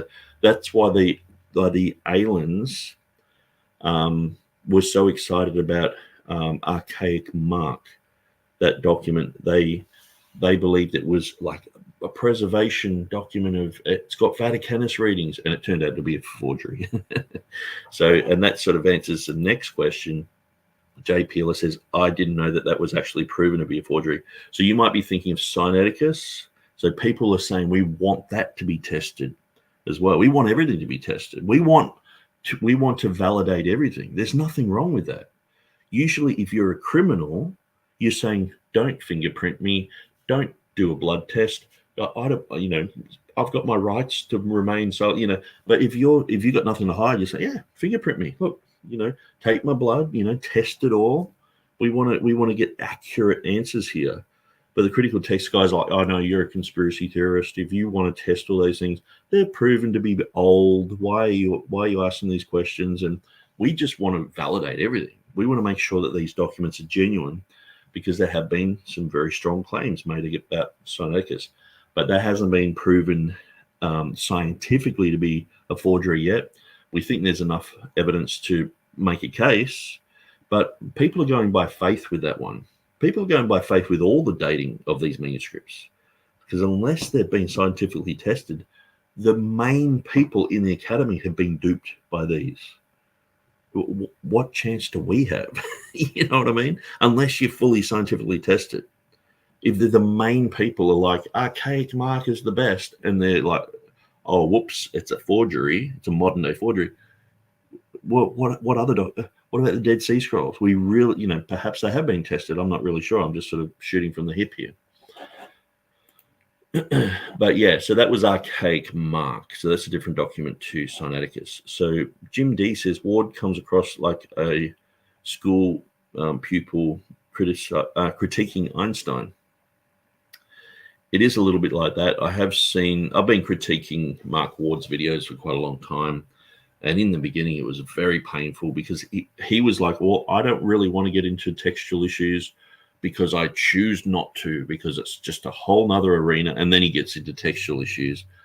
It was because he didn't know anything about it, and he had to really learn about it. And still, even today, he doesn't know that much about it. And so anyone who knows about these issues, they're just sort of sometimes just rolling their eyes going, oh, he's making one point, but inadvertently he's sort of proving that he doesn't know 5 other things. And so, but he is getting better, but he's made a lot of conclusions, and he has to really stick by them, by things that he was talking about 5 years ago, where he really knew nothing much about text criticism whatsoever.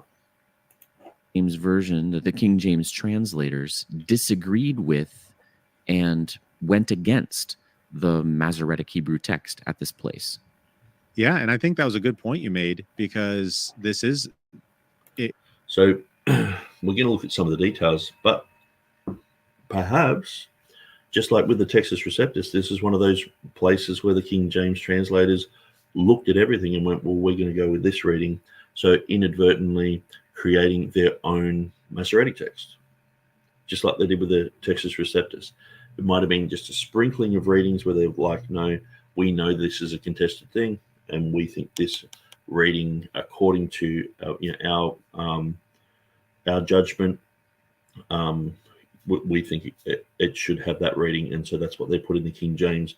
They haven't necessarily gone against this or against that. They've chosen one of 2 options, and so but we're going to look at some of the details, because this Psalm 22:16, I remember a few years ago I looked into it. James White and Michael Brown did a debate on this, and so it recently came up on my the Textus Receptus Academy page.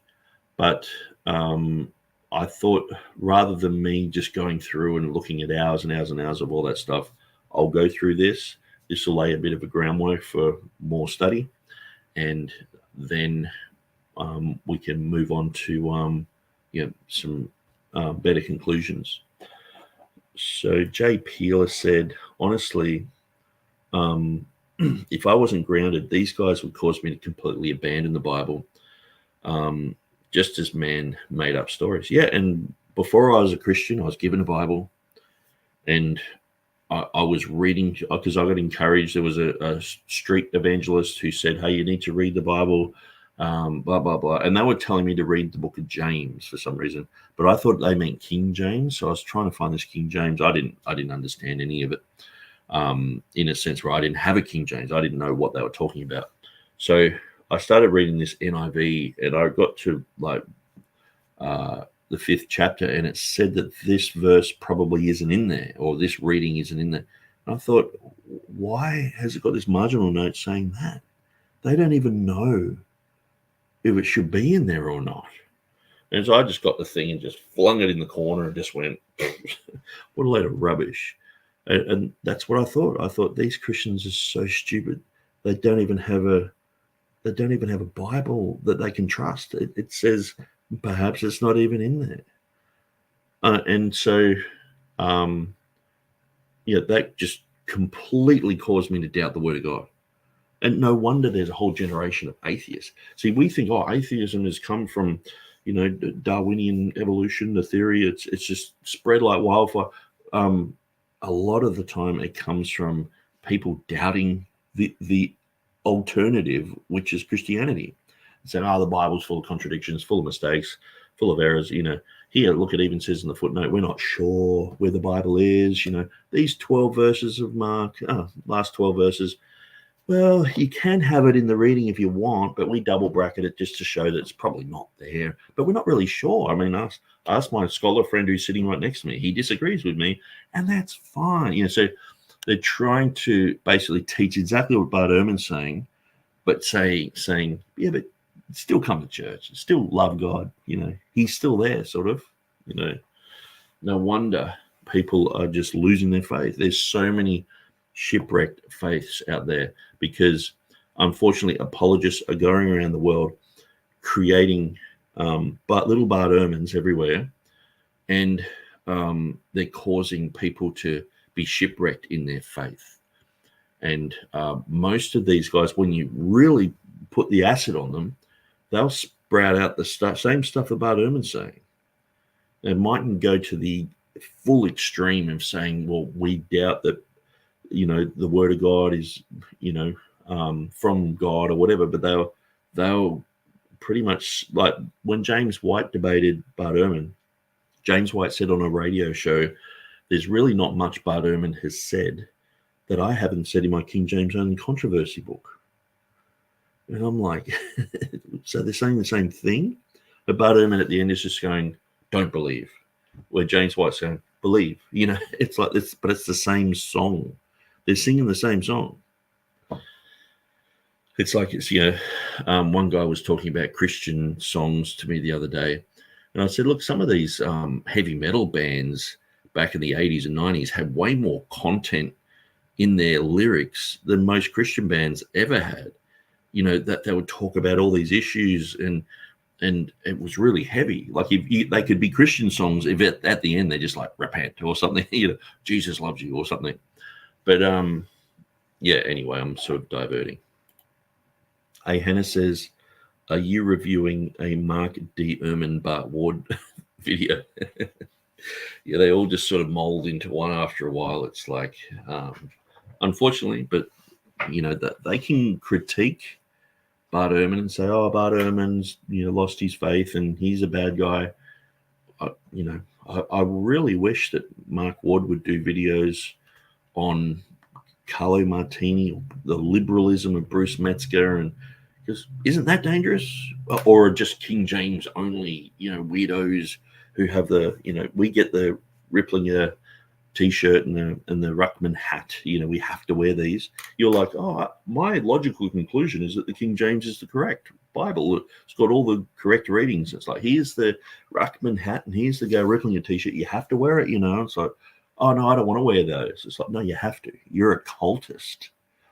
But you have to accept our Bible that comes from a Catholic and from a Unitarian and from this other weirdo. And it's like, oh, and from these other manuscripts that went missing for 1,500 years. It's like, oh, but I don't want to do that. So no, you have to. To be a Christian today, you have to do that. So, if, as I explained it earlier, you kind of have a Greek versus Hebrew text issue here. And they didn't have the Dead Sea Scrolls. They didn't have anything. And they made a determination based on context and their understanding that this should be a translation where they dug you can nuance that a little bit and say they pierced. Right. I think that's totally fine, as most of our English translations do, including the KJV. But yes, right. they absolutely made that determination, saying this is a case where the Hebrew, as certain as it is, it's a very confidently asserted tradition that it should be like a lion. That is less that is less certain, or in other words, they made the determination this isn't what God inspired. What God inspired was actually in coinciding with Christ's crucifixion, as the Septuagint records. And then later on, it just so happens it's fascinating because that decision, which they didn't have all the evidence we do, we have all this evidence, and we say, wow, they made a really good call on that, because there is a lot of backing now that we have the Nachal Hever manuscripts and right. That's really weighty. And we also, I forgot to mention this, but there's also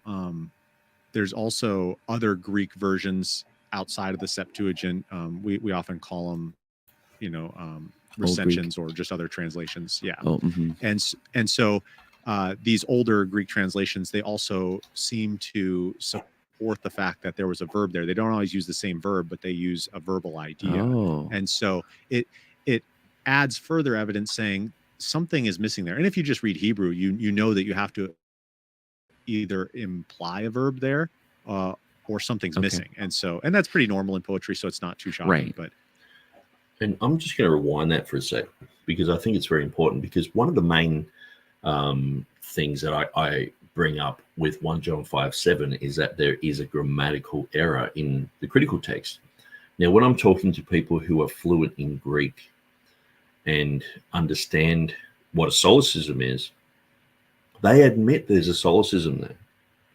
See, people like Westcott and Hort, when you go to 1 Timothy chapter 3, verse 16, they admit that there's a solecism there, and they actually create their own anecdote. Well, they didn't create it, they popularized this anecdote that it was a song, and I've mentioned this many times, but, Paul is going through saying, great is the mystery of godliness.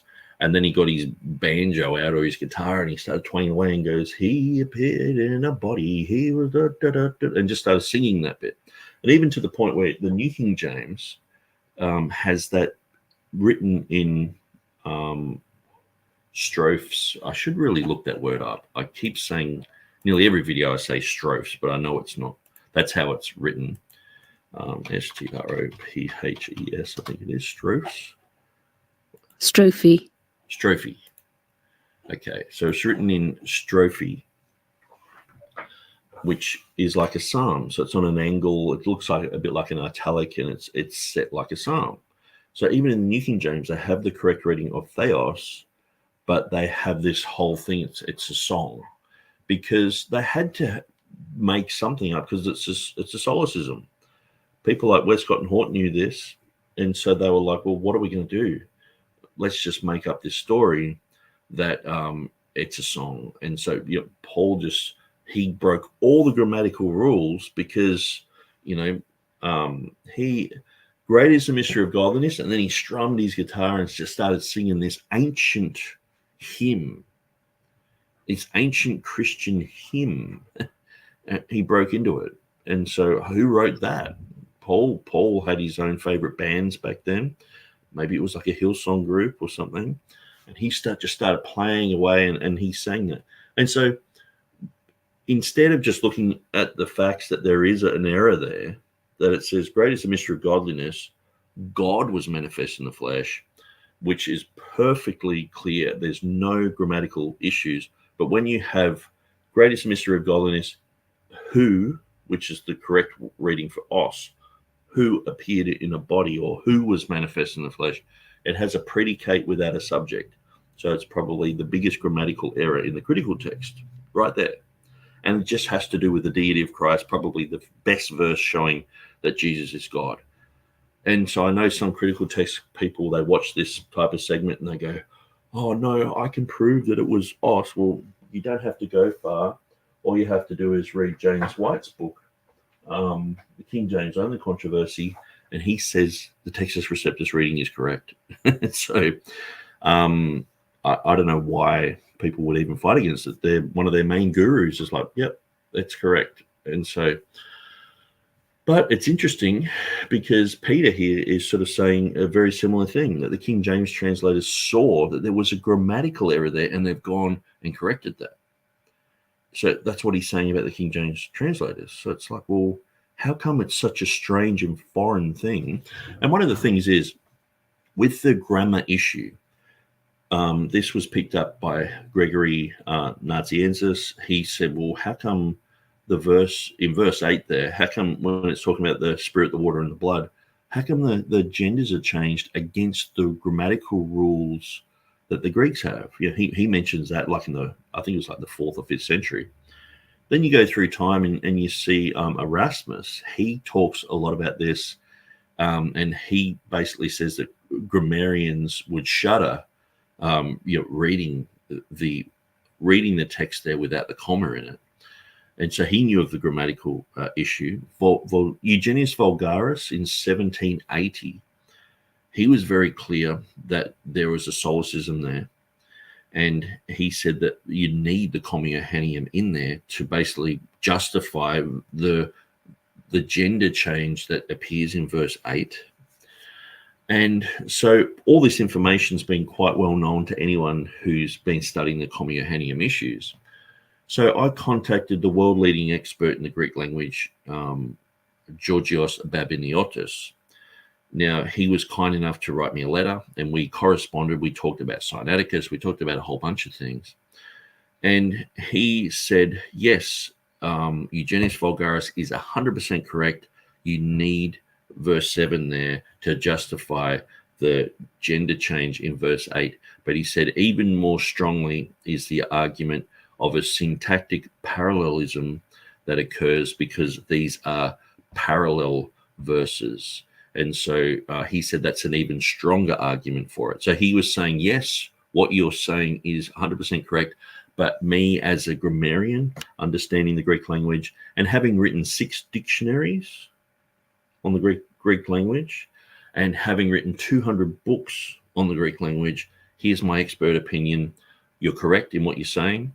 But also let me add that there's a syntactic parallelism. So that is something more that you should study and look into and think about, because that's an even stronger argument for the defense of 1 John 5:7. So that's what he said to me personally. So with guys like this saying, well, in the Masoretic text, there are grammatical issues, and sometimes if you can spot them, you can correct a reading. Well, why are there howls against Georgios Babiniotis's understanding of the grammatical issues of 1 John 5:7 and 8? Why am I sort of booed when I enter into the critical text arena as someone who's just clutching at straws? I've heard all sorts of things. People say, people come up with the wildest theories to defend 1 John 5:7, and it's like, well, okay, experts like Erasmus, Eugenius Vulgaris, Georgios Babiniotis, who do you know has written 6 Greek dictionaries and 200 books on the Greek language? Who do you know who's done that? I don't know anyone else. He's a legend in his field, and clearly he knows his stuff. And so why wouldn't people accept what he said there? Because they already have a presupposition that, no, you've got to throw the comma out. And that was removed in the Revised Version.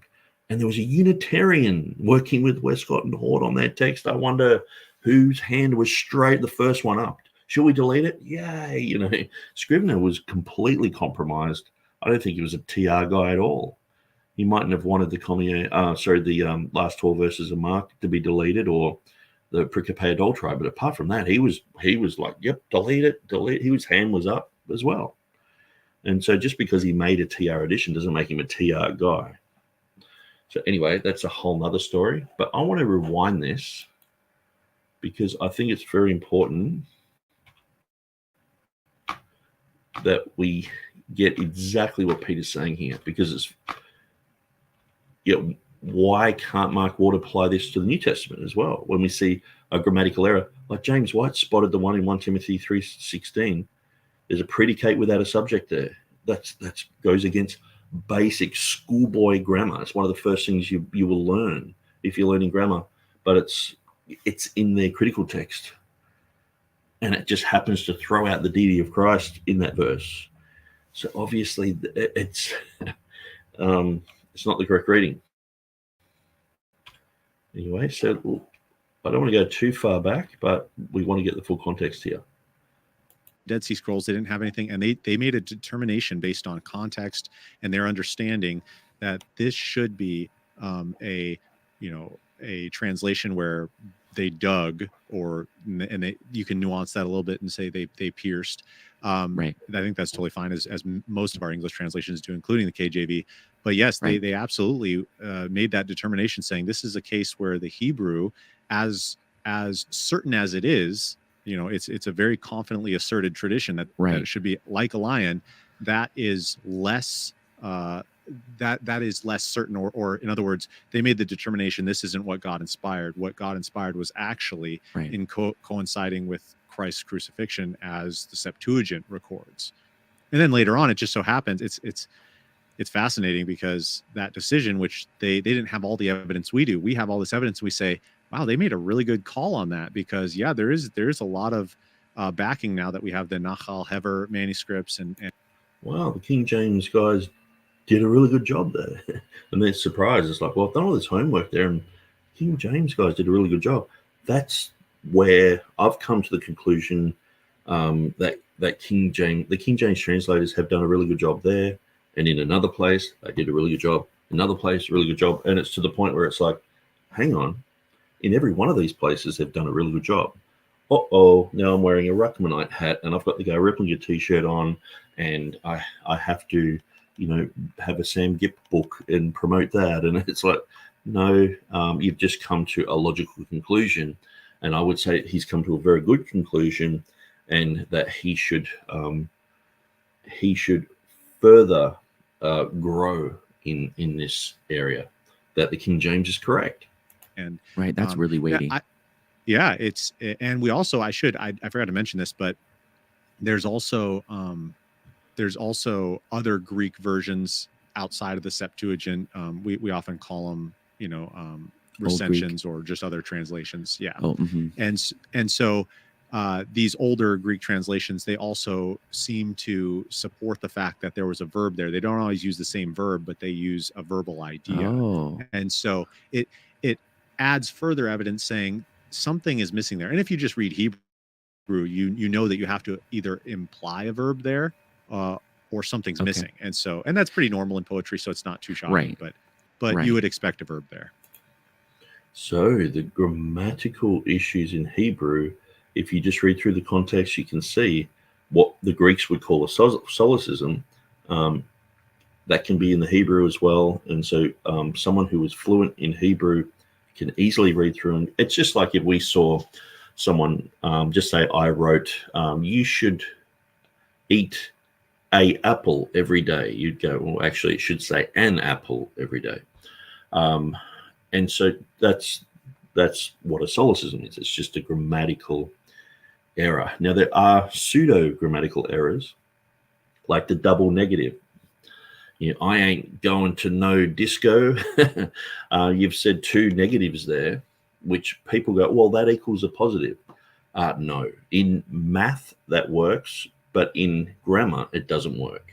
So you can have double negatives. Now, in the Greek, a double negative, it just makes a stronger negative, the ume type of thing. But in English, if you have a double negative, most people think that that's grammatically wrong, but where it's actually not. It's become a grammatical rule that a lot of people correct others by. It's like, well, you can't say I ain't going to no disco because you're saying you're going to the disco, sort of thing. You're actually saying you mightn't be using correct Queen's or King's English, but what you're describing is perfectly clear, that you ain't going to no disco.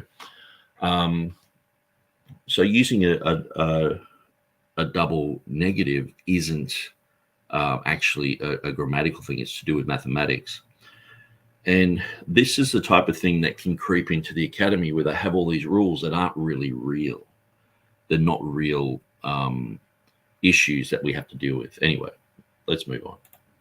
So are you talking Aquila, Symmachus, and Theodotion? Correct. Here, yeah, they all use verbs, and they differ in which verbs they use. Like I think Aquila actually had two different renditions of this passage, but they bound my hands and the feet, and I think he also translated they disgraced my hands and feet or something like that. And what's interesting here is it's quite amazing. There was one translation, I think it was the New English Bible or something like that. It's not really popular, but they hacked off my hands and my feet. So there goes the prophecy down the drain. They hacked off my hands and my feet. So it's like, who's that talking about? Did that happen to David? No. Did it happen to Jesus? No. Weird, It's not only that those other, ancient Septuagints, quote unquote, the other old Greek translations or recensions of the Septuagint, we don't know, right? It's not just that they would use a finite verb. It's that they would not say like a lion. Like it Right. very clearly says in the Masoretic text, as we have it, like a lion, and they did not say that. And the King James translators would have had, I presume, access to different, textual variants, as it were, in the Septuagint, and to different Old Greek translations, but they wouldn't have had the Nahal Hever Psalms, Correct. which provide, even more eloquent and definite testimony. Well, I guess someone like John Boyce, you would have to look at what he said in his commentaries on the Septuagint, and so he had written a lot about that. So I would probably look at his information and see he probably wrote a lot about it. And half the time, even just going through some of the English commentaries, looking up some 22:16, you can see that people in the 17th, 18th century, they were reading the Reformers. Sometimes they were reading a lot of Latin as well. So they many times will share, well, this earlier writer had this opinion. And so you can see where people's knowledge of certain variants were just by reading commentaries like that, Adam Clark's and things. Here. So even right now, there are independent fundamental Baptist and Calvinistic King James. Okay, so we have to bring it back to the King James only guys. The guys who, have you brought your Ripplinger hat? Instead of a MAGA hat, we should have, or it's actually a Ruckman hat. We should have Ruckman on there, and you have to wear it. They've handed them all out. It's like, oh, Mark Ward's given us this hat, and so we're all wearing it. And we have a T-shirt saying cult member, and then we just have underneath, I 100% support Sam Gipp, Gal Ripplinger, and goes through this list of people. You have to wear those T-shirts, guys. You have to be intellectually honest with yourself.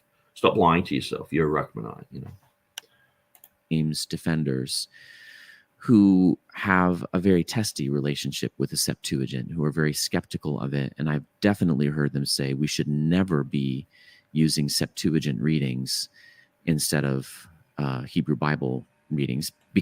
Okay, so if we say we want to use King James readings instead of Greek or Hebrew readings, why are there howls against that?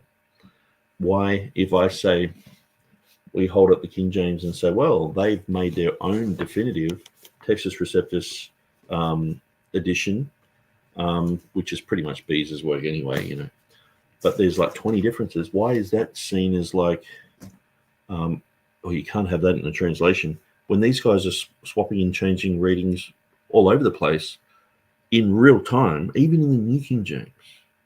But New King James is supposed to be, Masoretic text based and all the rest of it. But they're still doing it even there, let alone NIV, ESV, and all the rest of them. Because their doctrine is that every jot and tittle has been preserved. And when I... So clearly, see what Mark Ward wants to do. He goes, every jot and tittle has been preserved. He's like, so that means the Hebrew words and the little, yods and the little tittles, they've been preserved. So we have to find them everywhere. No, what Jesus was saying was, yes, in his time, they were preserved, but they were preserved as words that could be translated into any language. And as long as you have that in exact word in any language, that word is preserved. And so that's why he's like, well, which TR edition is it? Is it the text? Is it the Greek text of Beza, or is it the Greek text of Stephanus? And it's like, that's where my position is. Well, it's the underlying Greek text of this. And then he's like, well, so you don't have the TR? Because, Jesus is obviously talking about the Hebrew language at that time. And so he's like, well, doesn't have to be in the originals. And some people, they do say that. Where I'm like, well, pretty much, what I described earlier about Edward Hills's position that the King James is its unique Masoretic text. It's a unique Textus Receptus. But when we're talking about the differences, I mean, we are absolutely splitting hairs over the differences. But Mark Ward's like, okay, so where's the exact Greek, the exact Hebrew? It's talking about the words. So Jesus said, not one jot or one tittle shall pass away. So he's talking about the Hebrew words there, which we have faithfully translated here. So it's not that hard to go, okay, well, they used that word there. They didn't use these other words. We have what would be spoken of. We have the words that Jesus would have read, but they're in our language. They're in English. So we can easily tell that it doesn't have this other, weird reading from the Syriac, or it doesn't have this other weird reading from the Latin, or it doesn't have this other weird reading from the Septuagint. It's got this reading. And what would be the equivalent in Hebrew? Let's look it up. Here it says Korah. Hebrew says Korah. It's the same word. That's the preservation of the words of God. And so, so Mark Ward is sort of like, well, the Textus Receptus guys, they have to have it all in the original languages, every little jot and tittle, or else it hasn't been preserved. It has to be in that type of printed form with every little dot and every. Well, at the end of the day, we're saying this is where all the words are between two covers. So all the Hebrew is translated faithfully into this. All the Greek is translated faithfully into this. And so here it is. 250 years later, Scrivener's like, I'll do the Greek bit. There have been groups that have done Hebrew stuff. I'm not sure if they've actually gone specifically back to the readings of that. But I mean, we are splitting hairs over like just a few readings here and there. That the King James translators went actually in their expertise, in their understanding of what the Hebrew said. They're saying this is the correct reading. We're going to translate it that way. And that's the preservation of God's word. Spell that out. I always say, as best I can tell, what they have to mean there is that Jesus promised in Matthew 5:17 that every jot and tittle would be present, none would be missing or added, and all would be in the right order. So here is a literal jot. I mean, this is the yod, that if Jesus in Matthew 5:17-18 is talking about textual criticism, if he's saying we're going to have a perfect line of manuscript copies of the Hebrew Bible, and if you go on to say, well, that's the Masoretic text, then here's a place where every Christian, and certainly that includes the King James translators, have, our inclination is to go against the Masoretic text. I just don't end up hearing King James defenders explain these sorts of things. Okay, so that's where it's like, Mark Ward, he's either just lying because he knows that there is a lot of defense of this. And really, when I started this video, I just got up a couple of pages. The King James Version Today website, he has a whole article on this. And so oftentimes I've just pointed people to this. And so here he has the Daniel Bomberg edition. And so he goes through those issues. So we're going to read through that. And we'll look at what he has to say there. Now, he's like talking about, King James onlyists. And so obviously Will Kinney would be considered a King James onlyist. And lo and behold, he has his own article on, Psalm 22:16. So we're going to go through that one as well. Now, I haven't even begun to really look at other people who, like on the Textus Receptus Academy, I think this issue got brought up like a few weeks ago. And I just basically copied and pasted the KJV Today article. And I think I pointed to the James White, Michael Brown debate and just said, this is of interest. I can't remember the exact conclusions of what they said, but they were bringing up all this type of thing. It's like, well, here's another video that you'll probably be confused about, but it's like they're trying to deal with this issue. And but a lot of people just kept writing, and sometimes with the Textus Receptus Academy, there's like 3,000 people or more on there now. So sometimes you've got 20 or 30 active people like putting up articles, and some people, they'll spend all week studying something, and then they'll put up an answer. And so I haven't had time to go through all that, but over the next week or so, I'll probably dig and find more and more. But at the end of the day, I think, for Mark Ward to say that, King James people have just not answered this, I think it's just ridiculous. So let me just rewind that and show you exactly what he just said. In the New Testament, textual criticism, if he's saying we're going to have a perfect line of manuscript copies of the Hebrew Bible, and if you go on to say, well, that's the Masoretic text, then here's a place where every Christian, and certainly that includes the King James translators, have, our inclination is to go against the Masoretic text. I just don't end up hearing King James defenders explain these sorts of things in the New Testament or in the Old Testament. They don't explain these type of things in the New Testament or in the Old Testament. I mean, no one's explaining this. I mean, I don't know. I don't understand. I guess according to Mark Ward, I mean, he has blocked me on Facebook, but he does come on the Textus Receptus Academy and post every now and then and talk with people. And I'm blocked, so he won't see what I've written.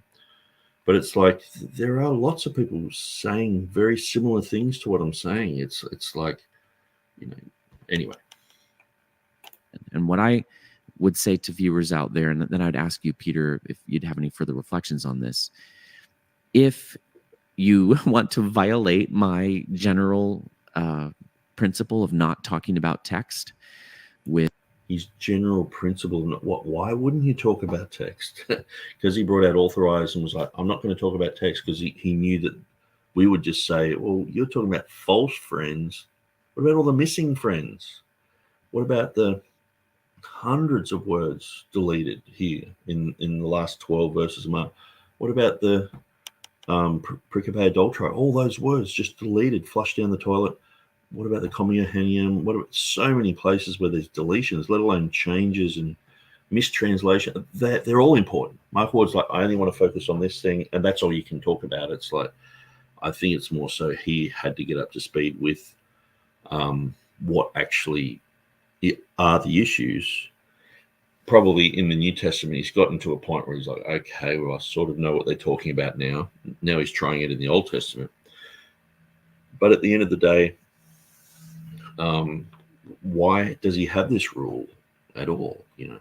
With people who insist on the exclusive use of the King James Version, or if you get to the place where they're no longer insisting on the exclusive use of the King James, but they're still saying, but we've got to stick with the Masoretic text and the Textus Receptus, they're open to the New King James, in other words, then the way you would use this is to say, well, let me just point out that there's an inconsistency in what you're saying. So he's saying that even people who use the New King James are wrong. They're inconsistent with having this mentality that it's the Textus Receptus and the Masoretic text. So let's continue. That you want us to use the New King James or King James, but they're not consistent with the Masoretic text. How do you resolve this? And that could possibly be a little rock in the shoe that hopefully would, over time, get them to start seeing other cracks in the perfect preservation view. So his thing is, this is a rock in the shoe. Us who are studying these issues and looking at all this stuff, we don't know about all this. Well, he doesn't know he exists. There's no one really talking about this in the New Testament or in the Old Testament. It's like he doesn't know of anyone who's actually mentioning any of this. Does that sound about right to you? How to use this apologetically, as it were, in a debate with other brothers and sisters we love, who insist on the Masoretic text and the TR?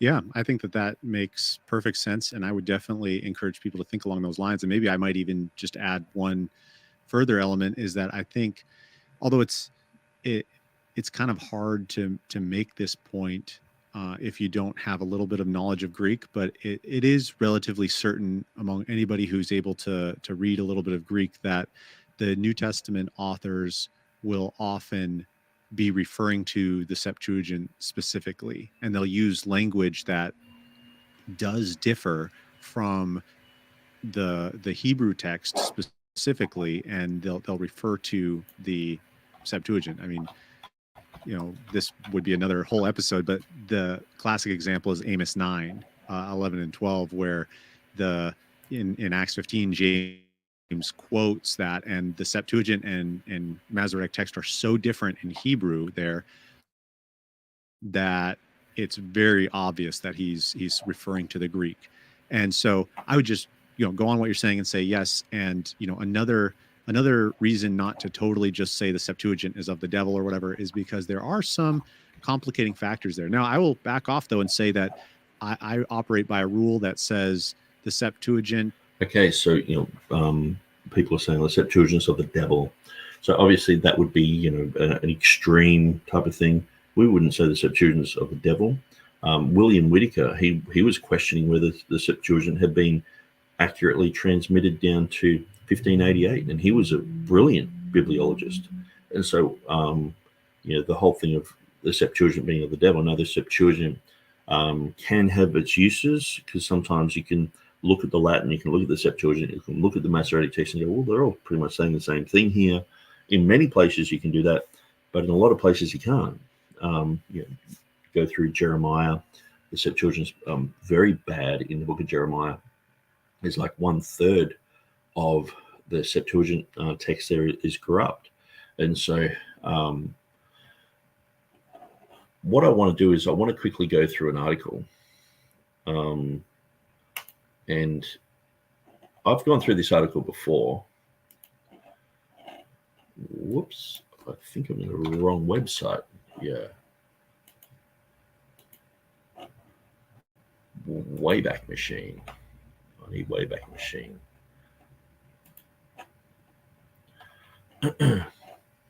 And so I'm going to look at this article, which is by Scott Jones. Brilliant article. And we're just going to have a quick look at what he says about the reverse engineering of the LXX. So I'll quickly zip through that, and you'll be able to see firsthand an example of what I was mentioning earlier, the copying and pasting from the New Testament into the Old. And so I'll just read it straight from here. I'll make it nice and big, so if anyone wants to read along, I know a lot of people just listen to this, so I'll try and read everything. If it gets a bit too long-winded, I might just skip a few little bits. But this is the LXX, a model of reverse engineering by Scott Jones. According to the LXX, also known as the Septuagint, Methuselah survived the flood by 14 years, thus conflicting not only with the Hebrew account, but likewise diametrically contradicting the testimony of Jesus and Peter. This blunder by the LXX is easily demonstrated by simple arithmetic, by merely adding up the genealogical years concerning Methuselah as constructed by the LXX. And if that isn't enough in and of itself to convince a person that the LXX is a notoriously untrustworthy document, then neither would he be convinced if Methuselah himself rose from the dead and told him so. Luke 16:31. Modern biblical scholarship places a great deal of faith in the LXX, but they are, as in so many of their endeavors, utterly foolish for doing so. I won't go into the age of the LXX itself, but one thing is brilliantly, blindingly clear is that the virtually certain fact that the LXX we possess today is not even remotely comparable to the LXX that may have existed during the time of Jesus and the apostles. It is possible that the Torah had been translated into Greek prior to the time of the apostles, although that is by no means certain, for the dating of manuscripts by the current methodologies being employed is pure voodoo, not science. And so while we concede that it is possible that a Torah portion of the LXX existed during the days of the apostles, it is, on the other hand, likely that the remainder of the Old Testament did not yet exist in Greek. Either way, the matter is pretty much immaterial. That is, even if the entire LXX existed prior to Jesus and the apostles, it still condemns itself on its own face, as we'll soon see. Moreover, the assertion that Jesus and the apostles actually quoted from the LXX is patently absurd, especially with regard to the Lord Jesus. But I also won't demonstrate that in this paper, although the derivative conclusions in this paper will strongly and emphatically reveal the absurdity of this contention that Jesus and the apostles quoted from the LXX. However, as I said, my goal is not to deal explicitly with that issue, but rather my sole task in this paper will be to demonstrate that the LXX has been reverse engineered to agree with the New Testament in numerous passages, which mean that the LXX we possess today was produced subsequent to the New Testament itself. In other words, I will demonstrate that the scribes of the LXX had the New Testament in front of them when they actually penned the LXX we have today. As you will see, the demonstration itself is mere child's play. The passage that I will tackle here is Hebrews 11:21 and Genesis 47:31. So I was saying the last two chapters of Genesis, but 47, so that would be the last, was 50 chapters, so the last three. It is assumed, or the last three, plus 50. So you're looking at basically the last section of Genesis. It is assumed by most modern biblical scholars that the author of the epistle to the Hebrews was quoting from the LXX instead of the Hebrew in Genesis 47:31. In other words, since the wording in Hebrews 11:21 matches the LXX in Genesis 47:31 and not the Hebrew, it is therefore assumed that the writer of Hebrews copied from the LXX instead of the Hebrew. So that's a common sort of thing that we see. Nothing could be further from the truth, for this very fact backfires on the LXX, thus proving it to be a fraud, as I will now demonstrate. Note also that my opinion was likewise the position of the Puritans, nonconformists, and others. For example, the great Puritan scholar John Owen, so it wasn't John Gill, it was John Owen, enumerated this very passage in exactly the same context as me, which is to say the very passage was the one that John Owen claimed as proof of reverse engineering in the LXX. Owen, however, did not actually expound this verse by way of demonstration. Rather, he merely claimed this as one of the passages that proved the LXX was reverse engineered. For Owen himself probably assumed that the absurdity of the LXX here was so apparent that he didn't need to actually demonstrate it. Unfortunately, it is not apparent to most professing students of the Bible today. It is, however, apparent to any careful analysis, as I will now show. So let's begin. To start with, remember this proverb, for it is sacrosanct. A text without a context is a pretext for a proof text. Indeed, never exegete a passage of Scripture without keeping this proverb close at hand, for this is exactly the trap that the LXX supporters have fallen into. That is, they have totally ignored the context in the passage under review. For had they actually paid attention to the context instead of rushing headlong into error and blindly asserting that the author of Hebrews quoted from the LXX, they would have seen the glowing fallacy of the LXX and their own assertions concerning it. And keep in mind, this is just one passage. There are numerous other passages which demonstrate that the LXX was reverse engineered, but this passage will demonstrate it so clearly that it should serve as a beacon for the rest.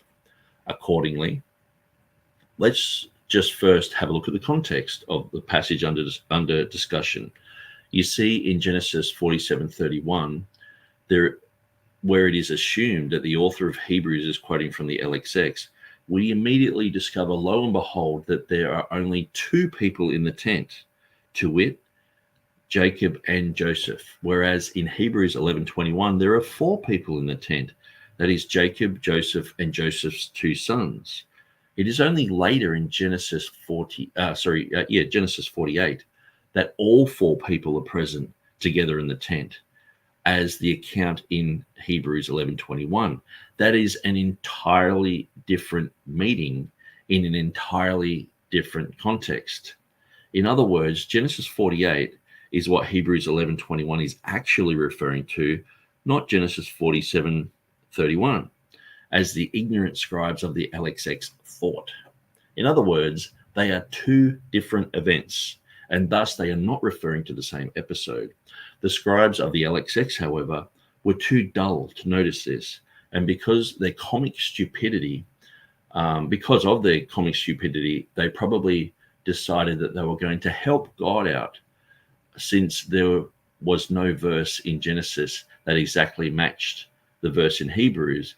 So they manufactured their text in Genesis 47:31 to match the phrase in Hebrews 11:21, unwittingly believing that these two passages were referring to the same event, even though they are not. Even though the two passages are referring to two separate and distinct events. And consequently, they never even suspected that context was absolutely fatal to their designs.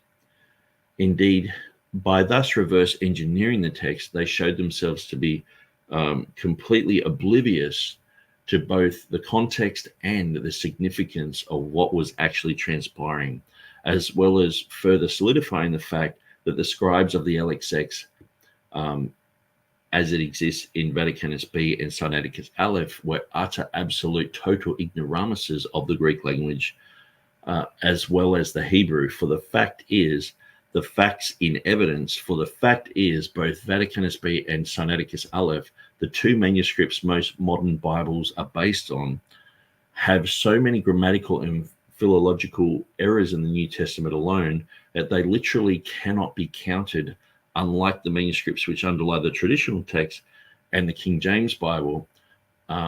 Nor can this data be legitimately disputed, for the facts are there in black and white for the world to see. Of course, the true born-again believer can already see the Holy Spirit at work here in the protection of the written word in the matter of context of this demonstration. For the trap of the LXX adherents have fallen into this passage is simply classic. But there is more, much more. In Hebrew, the word bed and staff have identical consonants, as shown here. In other words, they are spelled exactly the same in their consonantal form. The only thing that demonstrates them is their vocalic form, which is to say the only thing that makes them a different word are the vowels that are attached to their consonants. So this is how they appear in the actual Hebrew text with the vowels attached. First, the word bed in Genesis 47:31, and then for the word staff as it appears in Genesis 38:25. So here we have bed, and here we have staff with the different vowel pointings on it. And so actually I'll put this into the chat if anyone wants to read along with that. So you can click on that and have a look. As can be seen, the difference is extremely subtle, so that a person unfamiliar with Hebrew could find himself utterly clueless as to the significance of the two words, even if he had the vowels to guide him. The first Hebrew representation above, the one without the vowel points, is known as an unpointed text, where the second two Hebrew words, the one containing the vowel points, are known as a pointed text. Of course, an unpointed text, that is, in a Hebrew text without Masoretic vowel points, is always the context that determines the meaning of a word. That's why native Israelis and other Hebrew speakers today have no problem reading an unpointed text, for the context almost always makes the meaning perfectly clear. Conversely, the scribes of the LXX, who were nothing short of imbecilic in their knowledge of Greek, were undoubtedly even more unskilled in Hebrew, having no clue whatsoever that the context was entirely different in Hebrews 11:21 from that of Genesis 47:31. Indeed, having no clue whatsoever that the passage in Hebrews 11:21 is actually referring to Genesis 48, they further deceive themselves by assuming that the three-letter consonant for bed meant staff when it does not, and thus they ignorantly assumed that the word staff was what the Hebrew text actually read, when in fact the Hebrew text does not read staff in Genesis 47:31, but bed. In other words, since the word staff is what was written in Hebrews 11:21, and since the scribes of the LXX were completely deaf to the context of these two passages, they felicitously assumed that staff was also the reading in Genesis 47:31. Since the spelling of the two words is exactly the same in an unpointed text, when in fact Genesis 47:31 unquestionably reads bed. I better take a sip of water. Okay, so he's making his strong point. As a quick aside, the vast majority of modern biblical scholars today deny that the Masoretic points existed when the LXX was written, so they cannot now go back and plead that the scribes of the LXX were aware of the differences in these two words due to the presence of the Masoretic vowel points. They clearly were not. Indeed, the scribes of the LXX were no more aware of the differences between the two words than they were of the context, and thus this acute blindness of the scribes of the LXX to the actual content of the two passages, in tandem with their acute blindness to the difference between the two words, only further cements the dynamics of their blunder. So to sum up so far, understanding what is befallen the LXX is as clear as the noonday sun. In short, when the scribes of the LXX read Hebrews 11:21, where it is written, "By faith Jacob, when he was a-dying, blessed both the sons of Joseph and worshipped leaning upon the top of his staff," the scribes of the LXX decided that the New Testament verse must have a counterpart in the Old Testament. Accordingly, they went back to Genesis 47:31 and lit upon what they thought was similar wording with a Hebrew word they thought meant staff instead of bed, without paying any attention whatsoever to the context, where it is recorded that Jacob, also known as Israel, bowed himself upon the bed's head. To further aid the scribes of the LXX in their delusion, the Hebrew word for worship is the same word which most Bible versions correctly translate as bowed in Genesis 27:31. For the context gives more weight to bow than worship, as we will also see in a moment, so that the Hebrew account of Genesis 47:31, the phrase would even more closely resemble the wording in Hebrews 11:21. Accordingly, since the scribes of the LXX thought that the word in Genesis 47:31 actually meant staff in agreement with Hebrews 11:21, instead of what is actually meant, bed, and thus seeing similarity between the two phrases and not realizing that the context was entirely different, the scribes of the LXX erroneously assumed that the account in Hebrews 11:21 was referring to Genesis 47:31 instead of Genesis 48, which is what the account of Hebrews 11:21 is really referring to. And since the Greek clearly reads staff in Hebrews 11:21, the ignorant scribes of the LXX wrongly assumed that the actual Hebrew word for bed in Genesis 47:31 instead meant staff. Thus, in their mentally impaired scheming, they thereby seal their own fate by producing a manifestly fraudulent LXX, an LXX that has been infallibly reverse engineered, the New Testament having been directly in front of the scribes of the LXX when they altered the text in Genesis 47:31 in order to match the wording in Hebrews 11:21. But there's still more. There's more. In addition to the above, there are several other indictments against the LXX here. For the scribes of the LXX clearly did not comprehend the significance of what was taking place in the two accounts. You see, the account in Hebrews 11:21 states that Jacob blessed both the sons of Joseph, wherein all four people were present in the tent together. Whereas in Genesis 47:31, not only were there only two people in the tent, but likewise no blessing was invoked. In Genesis 47:31, unlike the account in Hebrews 11:21.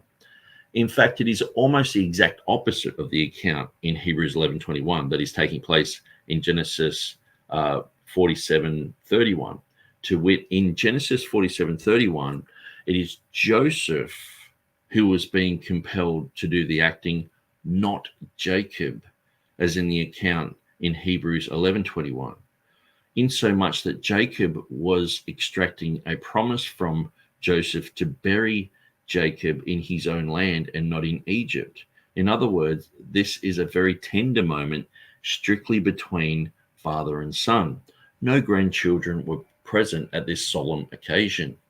It is only then we come to Genesis 48 and an entirely different and distinct episode that all four people are together in the tent and in which a blessing actually occurs. Up until then, until Genesis 48, no blessing takes place and only two people are in the tent. And now with this simple comprehension of the various details and with the actual context now before us, a straightforward reading of the Hebrew reveals exactly what happened in Genesis 47:31. To wit, Jacob, still in the prone position on his bed, leaned upon the bed, probably with an elbow, when Joseph first entered into the tent, and then bowed his head in an act of reverence or submission as he extracted a promise from his son to bury him not in Egypt, but in his own land. This is what an Israel bowed himself upon the bed's head would clearly indicate. Later, however, in Genesis 48, they are where now both Joseph and his sons enter the tent. Jacob now sits all the way up so he can actually bless the two sons of Joseph, but Jacob still needs to lean upon his staff in order to maintain his upright position on the bed, which is infallibly what the account in Hebrews 11:21 is referring to, for this is the infallible context of Hebrews 11:21, and this context is what the account absolutely, utterly mandates. Furthermore, as if more were needed, it would not be possible for Jacob to lay both hands on the two sons and lean upon his staff until he had actually sat up upon the bed. The fact that he still needed to lean upon his staff while in the sitting position is an indicator to how weak he really was. So it's nearly finished. Accordingly, in Genesis 47:31, Jacob never sat all the way up. It is only when all four people were present in the tent indeed, it is only then that Joseph sat up and worshipped leaning upon his staff, as recorded in Hebrews 11:21.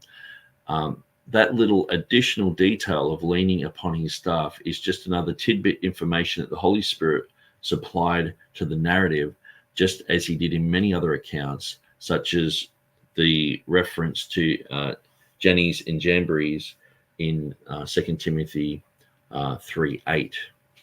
And in the end, it is primarily the context that makes the whole issue plain. Yet because the scribes of the LXX were completely unaware of the context, they unwittingly supplied us here in the present day with an infallible proof of their reverse engineering. For by attempting to transpose a passage from the New Testament back into the Old Testament, and yet failing to heed the context as they went, they have given themselves away so soundly that no one with an ounce of understanding of such matters could ever hereafter dispute it. And thus, combined with the reams upon reams of additional data that could be produced concerning the LXX, it is the epitome of foolhardiness to ever use the LXX to correct the Hebrew. For the LXX has demonstrated itself time and time again, or time and time again, to be a notoriously unworthy document. And therefore, anyone who still places his faith in the LXX is no less a fool than were the scribes who produced this fabrication in the first place. So that's a real slap in the face to the LXX. So at the beginning of this video, I mentioned that it was the difference between Joseph in his bed and Jacob on his bed. So I sort of got that a little bit mixed up. They were both about Jacob on his bed, but they were clearly different occasions. And so I hadn't read this article for quite a long time, and so I remembered roughly what it was about, but I sort of got the details mixed up. So Pastor Brett says, do we walk by faith or by sight? Yeah, absolutely. Do we go by the empirical evidence? No, we go by what has been preserved. We receive the words of God. That's what they did in the early church. They received the words of God. William Brewer says, wouldn't that be too convenient for the Christian LXX creators? And I'll just read the next one by William. Wouldn't that be too big a convenience that the word in Hebrew is there just one verse away that can be read bed or staff? Yeah, I'm not exactly sure what you're saying there, but definitely this is something that John Owen brought up. And when he was talking about this, he basically said this is just one example of this issue. And so, yeah, if you want to come on, William Brewer, I can put the banner up there. That's the StreamYard link. And so I'll put that into the chat.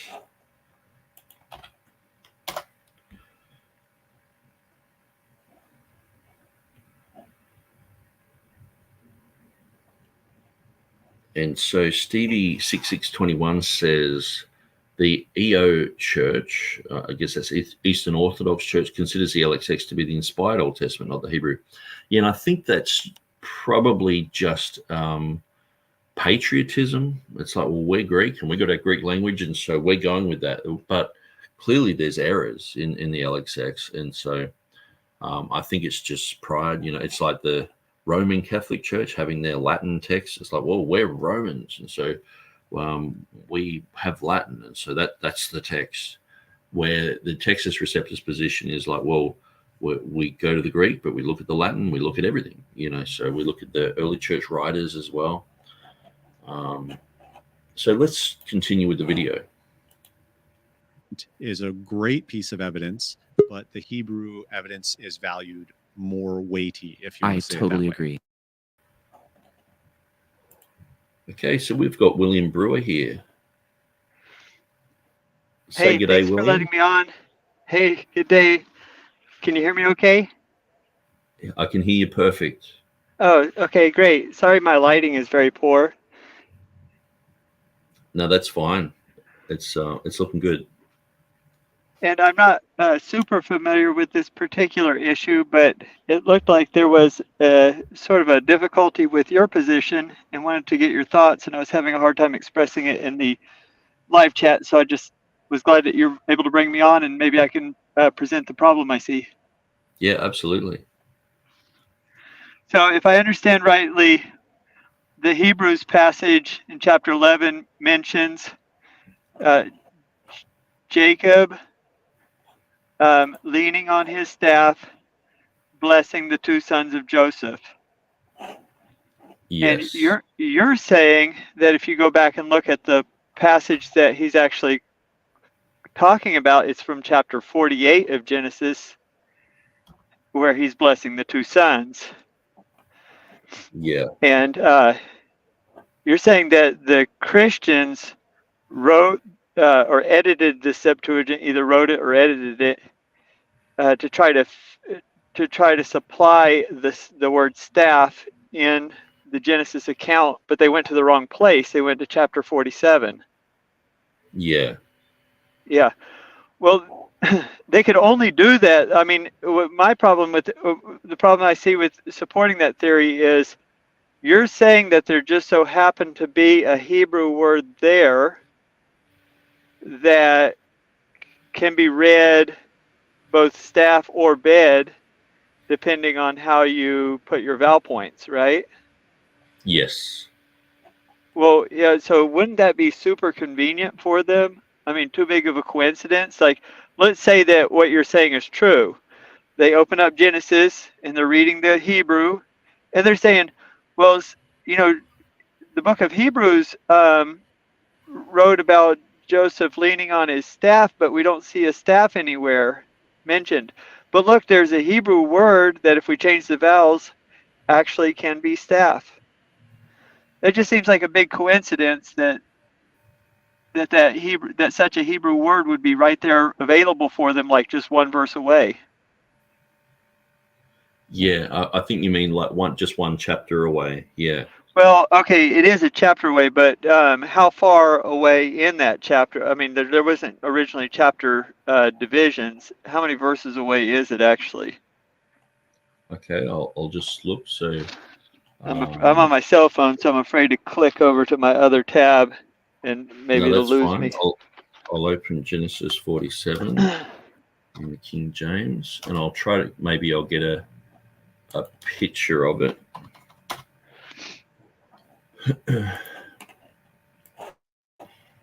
Okay, so I've got an actual picture of the 1611 here, and so we go down to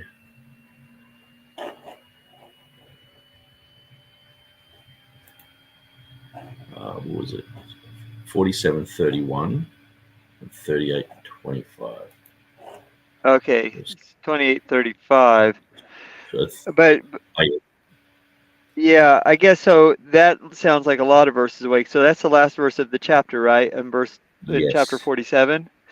But notice that the context of the story that Hebrews is talking about, Hebrews 11 is talking about, actually starts in the very next verse, right? And it came to pass after these things. So the context of the next story is just one verse away from this nice Hebrew word that can be translated both ways, depending on how you put the vowel points. So to me, it seems more likely that there just wouldn't be that nice of an opportunity for them to quote unquote fix Genesis.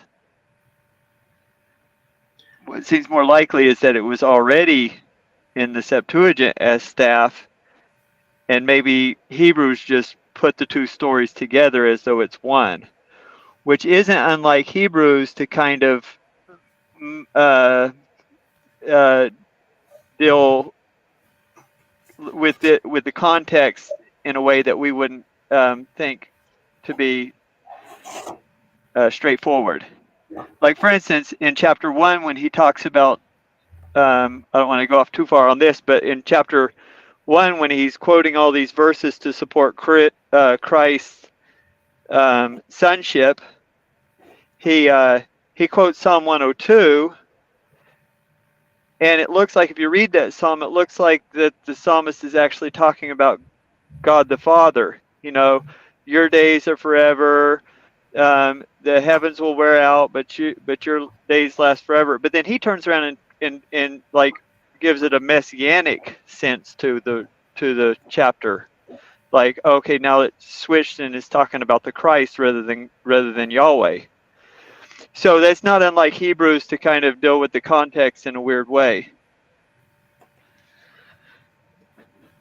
Yeah. I I guess I'm not 100% familiar exactly with that passage in Hebrews 1,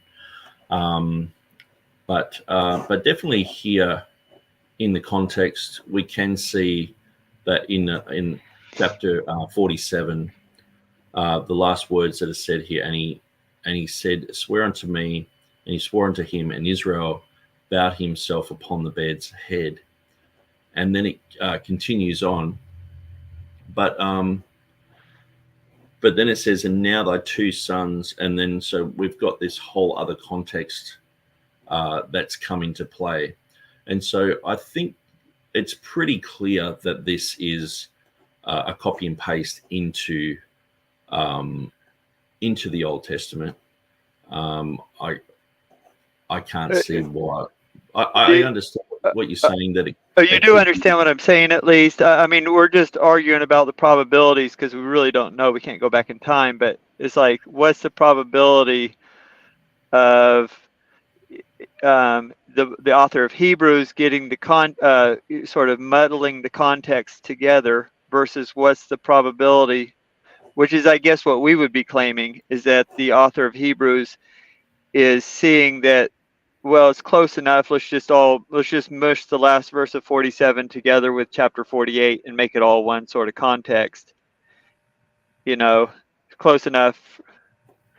And you're arguing, no, what's happening is the Christians are trying to help the author of Hebrews out by fixing the book of Genesis, but they went to the wrong chapter. Yeah, and so I understand that sometimes things can be summarized, because a lot of people say, oh, well, in Hebrews, it's quoting from the LXX here, but they got this word wrong and that word wrong and the rest of it. But sometimes I believe Paul wrote Hebrews. So sometimes I feel Paul is summarizing things. Sometimes he's actually applying those promises to himself or to the church. Sometimes, so he rewords things a bit like we would say, you know, for God so loved the world, he gave his only begotten son. We could say, oh, well, God loves me so much that he gave Jesus to die for me. We're saying the same type of thing, but he's putting it in, we're putting it in the first person. So sometimes Paul does that. So what can happen is these scholars of the Septuagint say, oh, see, it's different there. But we can see there are other examples of this reverse engineering, specifically with Romans chapter 3, where that whole section in Romans 3 is basically copied and pasted into the Psalm, where the Hebrew doesn't have anywhere near what's mentioned.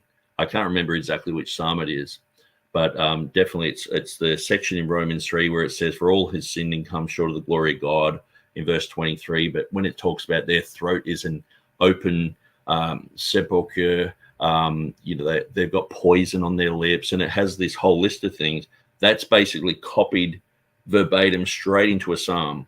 So we can see there are many, many other places where this type of copy and pasting from the New Testament into the Old happened. Okay, well, all right. I guess I'm kind of out of arguments. I appreciate you bringing me on, but I would just, I guess, in closing this argument, and thank you for hearing me out. How would you then respond, though, to my argument of that it's very convenient?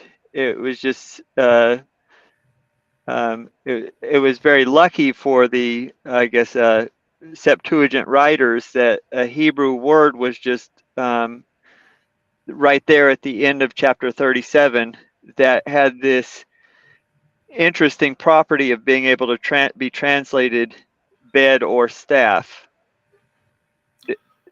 Yeah, I think the thing is, like in English, we have many words that they can even be homophones, like say the word rose. One can mean a flower, one can mean Jesus rose from the dead, or we can have the word to, which phonetically is very similar, but when we're writing it, it's different. But like say the word red when I was reading through that, I mistakenly thought it said read, but it's spelled exactly the same.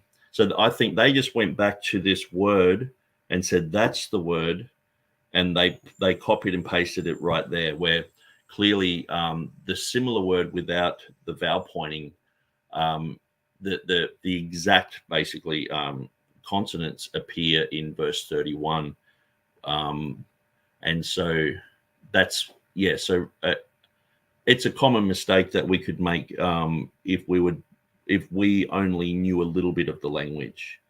And so just seeing a similar word, this would be, scribes would probably say this is like a type of parablepsis, which is an error of the eye. Sometimes when you're writing stuff down, you can see similar endings of a sentence and you can skip whole verses and continue on. And so I think they've just actually seen a similar word and they've just run with it, where really the Hebrew Masoretic text is very clear about what it says. Well, yeah. So if I understand rightly, and I don't want to click over to my my sword software, but if I understand rightly, it's a 4-letter word in the Hebrew. And yeah, I don't want to click off. A 4-letter word. I don't remember what the word was. I think it starts with the M. I think it's got a T in it, but it's a 4-letter word. And both bed and staff have the exact same 4 letters. So the probability, is going to be pretty low. Now you're talking about, if there's 22 characters in the Hebrew alphabet, there's 22 times 22 times 22 times 22. There's low probability that you're going to have, it's not just like a similar word like car and care, C-A-R and C-A-R-E. It's identical in the consonants. It's only different when you look at the vowel points, which wouldn't have even existed in the first century, I don't believe. Yeah, and so I think that was one of the points that Scott Jones made in his article, that if in the first century there were no vowel points, they would have just assumed that word was the word. And so, but I'm trying to go to Google Translate, but it's not helping me there. But I think just like we see with many English words, we can have rose, the sun rose up, or it's a flower, rose, and so making that type of mistake. Right, that would be a perfect example. Like, if Hebrews had mentioned, like, I'll just make it up, like Joseph was holding a rose, R-O-S-E, and then like the last verse of 47 actually said the sun rose, and then they mistranslated the sun-shaped rose or something, the sunny rose, the bright rose. That would be a very big coincidence in my mind that such an oddity was there available for them to quote unquote fix the book of Genesis to align it with the book of Hebrews. Yeah, I guess the thing is, this is only just one example of possibly hundreds and hundreds of examples where this type of thing does happen. And so this is just the one example that Scott Jones chose to show. And but like I said, if you go to the Romans chapter 3 example and you look at where that appears in the Septuagint, you'll find, if you go to like basically an English translation of the Septuagint and the English translation of a Masoretic text and compare them, you'll see that there's a whole bunch of changes, and you can clearly see that whole entire section in Romans is copied and pasted into a psalm. And so it's pretty clear that that's happened. Okay. Yeah. Well, I'm kind of out of arguments, Nick, and I appreciate you bringing me on. I want to just go back to listening to you, if that's okay. Yeah, no worries. I really appreciate you jumping on. And yeah, whereabouts are you from? I'm from Tulsa, Oklahoma. Nice. And Nice. I came across your work through maybe a mutual friend. I don't know how well you know Jesse Isaacs, but he's a fan of yours. He's a King James onlyist, I guess, of the Ruckman flavor. But he's into all things King James only, and he supports your work. And we're both glad about the internet resources you've put available as well. And anyway, so I watch you from time to time. Oh, that's great. Yeah, I can't remember. There's so many people on Facebook and YouTube that I only know their little picture, and sometimes they have a different handle. They might be called, a Christian warrior, or whatever. But yeah, this guy's the Straight Gateway. Is his handle? Yeah, I have seen him. Yeah, okay. Gateway. Yeah, there you go. And so, well, thanks for joining us, and yeah, God bless you, and have a great day in Tulsa. Okay, yeah, appreciate that, Nick. God bless you too. Yeah, cheers. Thanks. Yeah, that was great. It's always good to have people jump on board here, because I'm continually testing this, because I'm challenging many people to do debates.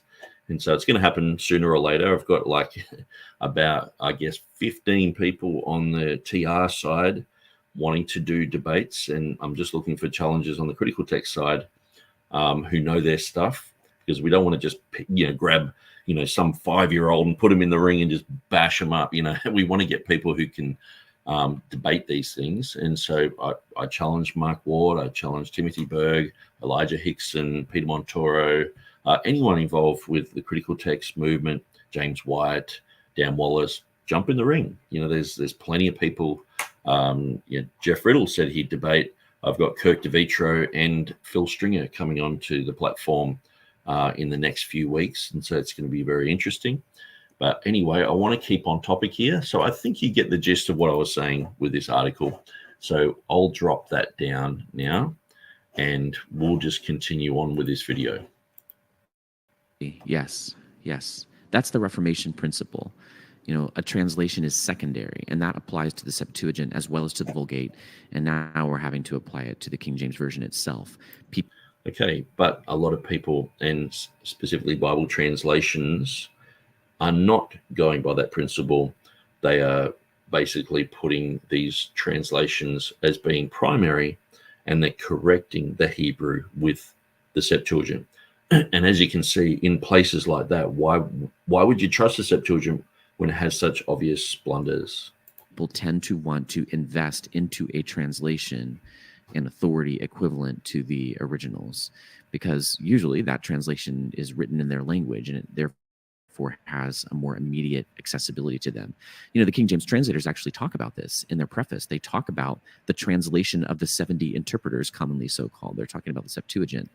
And they actually mention that there were problems in the Septuagint. And they say that, for example, it's certain that translation was not so sound and so perfect, but that it needed in many places correction. And they're talking about some of the issues that, we've brought up here. Though we've been praising the Septuagint in this particular passage, we've also mentioned textual variants. Yep. And if we go on to talk about the Septuagint, there are places where it gets a little more crazy, like Septuagint Jeremiah, I've repeatedly read, is vastly different in size than Masoretic text Jeremiah. So that would be one of the places, presumably, that they're talking about. And then they ask, who had been so sufficient for this work as of, correcting the Septuagint? As the apostles or apostolic men. Yet it seemed good to the Holy Ghost and to them. I love how Miles Smith is actually reflecting New Testament language, even just casually as he goes on. Because there he's reflecting the text in Acts. It seemed good to the Holy Ghost and to them to take that which they found, the same being for the greatest part true and sufficient. The predominant character of the Septuagint was still very good. The Holy Ghost and the apostles took what they found, rather than by making a new translation of the Old Testament into Greek when they quoted it in the New Testament. In that new world and green age of the church, basically it says they would have exposed themselves to many exceptions and cavalations, which is a great way to describe my YouTube comments. I don't know about yours. as though they made a translation to serve their own turn, and therefore bearing witness to themselves, their witness not to be regarded. This may be supposed to be some cause why the translation of the 70 was allowed to pass for current. I just think that's really profound. Of course, the writing is just amazing, and it's a little difficult, but here's the King James translators, or Miles Smith representing them, saying that the apostles used the Septuagint because it was trusted around them, and if they had made their own more correct translation of the Hebrew Bible into Greek as they were writing these Greek epistles and Greek gospels, then people around there, the Jews around there who used the Septuagint, would have cried foul. You must be monkeying with the text. That's not the same view of Bible translation that I get among King James onlyists. They expect it to work out perfectly, where they would expect that the Masoretic text is perfect, the Greek New Testament is in every jot and tittle absolutely perfectly preserved, and they would expect that when the Greek New Testament quotes the Hebrew Old Testament, it does so perfectly. And yet it is just more complicated than that, and God gave us this situation. You brought up that passage in Amos. I like the solution that the King James translators pose better than that expected perfection that the King James onlyists give. Nonetheless, I can say I'm an inerrantist. I just have to accept the version of inerrancy that God himself gave and not concoct this ideal version that doesn't actually fit what God gave. And so Mark will say things like, I have to accept what history's given us. And so say a verse like that, he would just say, well, what the Septuagint says, it's quoted in Hebrews, but clearly that's a very good example of where there's an error in the Septuagint. Clearly, it's a very good example of where there has been a copying and pasting into the wrong place. And so, and like I said with Romans chapter 3, an even better example is that one. But I guess, we've all got our own places where we would like to go. Like some people might say, well, the NIV is bad here or bad there. And sometimes some are better examples than others. But, and so Mark would probably run with most of those issues and say, well, the Septuagint said this, and then believe that Jesus quoted from it, and then believe that the apostles used it. Well, what that can seemingly be what's happened. And the thing is too, just like with anyone, the King James translators had several things wrong. I mean, just look at the eschatology that's mentioned in the translators to the reader. They basically believed that the current pope was the Antichrist in their day. And so I believe he was an Antichrist. I mean, look at the gunpowder plot and all the things that had happened through Catholicism against, the reign of King James and things like that. But at the end of the day, and I know some people still hold to that type of eschatology, I guess you'd call it. But at the end of the day, like most people just completely reject that now. And so the issue with the Septuagint, for some people looking at it and going, well, did they use it or didn't they use it?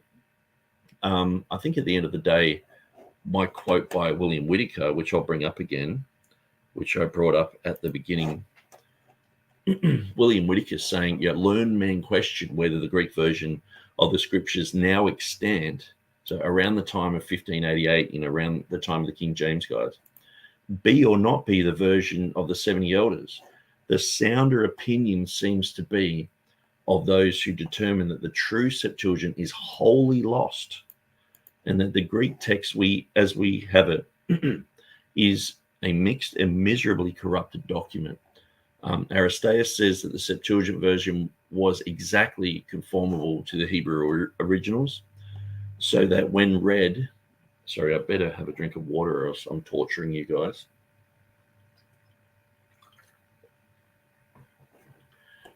So that when read and diligently examined by skillful judges, it was highly approved by the general suffrage of them all. But this avows differs amazingly from the Hebrew, as well as in other places and books, and especially in the Psalms of David. So he's saying that there's huge differences with people saying, well, this is a great version, it's close to the Hebrew, but then we're seeing it's not a great version, it's not close to the Hebrew. And so all these things have to be taken into its historical context, and also what the King James translators have said, because the King James translation preface is it's a playground for anecdotes. It's a playground for saying, well, no, they've got alternative readings in the margin here, and they've got this and they've got that, without really defining what an alternative reading is. It's not like the modern Bibles, like the New King James, where you can just choose the Masoretic text or choose the critical text. You can have your own, reading, choose your own adventure Bible. That's not why they have marginal notes. It's not an alternative reading there, in a sense where it's just another choice.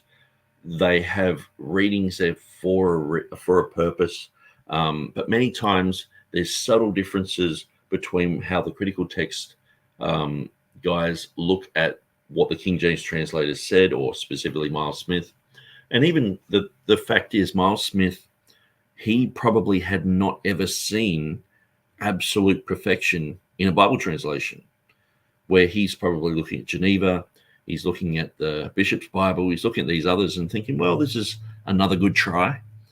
But they did the work so thoroughly that it was perfect in the way that they went through their problem-solving issues, with every committee looking at all those issues, with the one committee all the individuals doing their portion of the Bible, translating it themselves, then amalgamating it into one work, and then sending that work off to the other 5 committees, all those individuals looking at those issues, and then bringing it back to the original committee.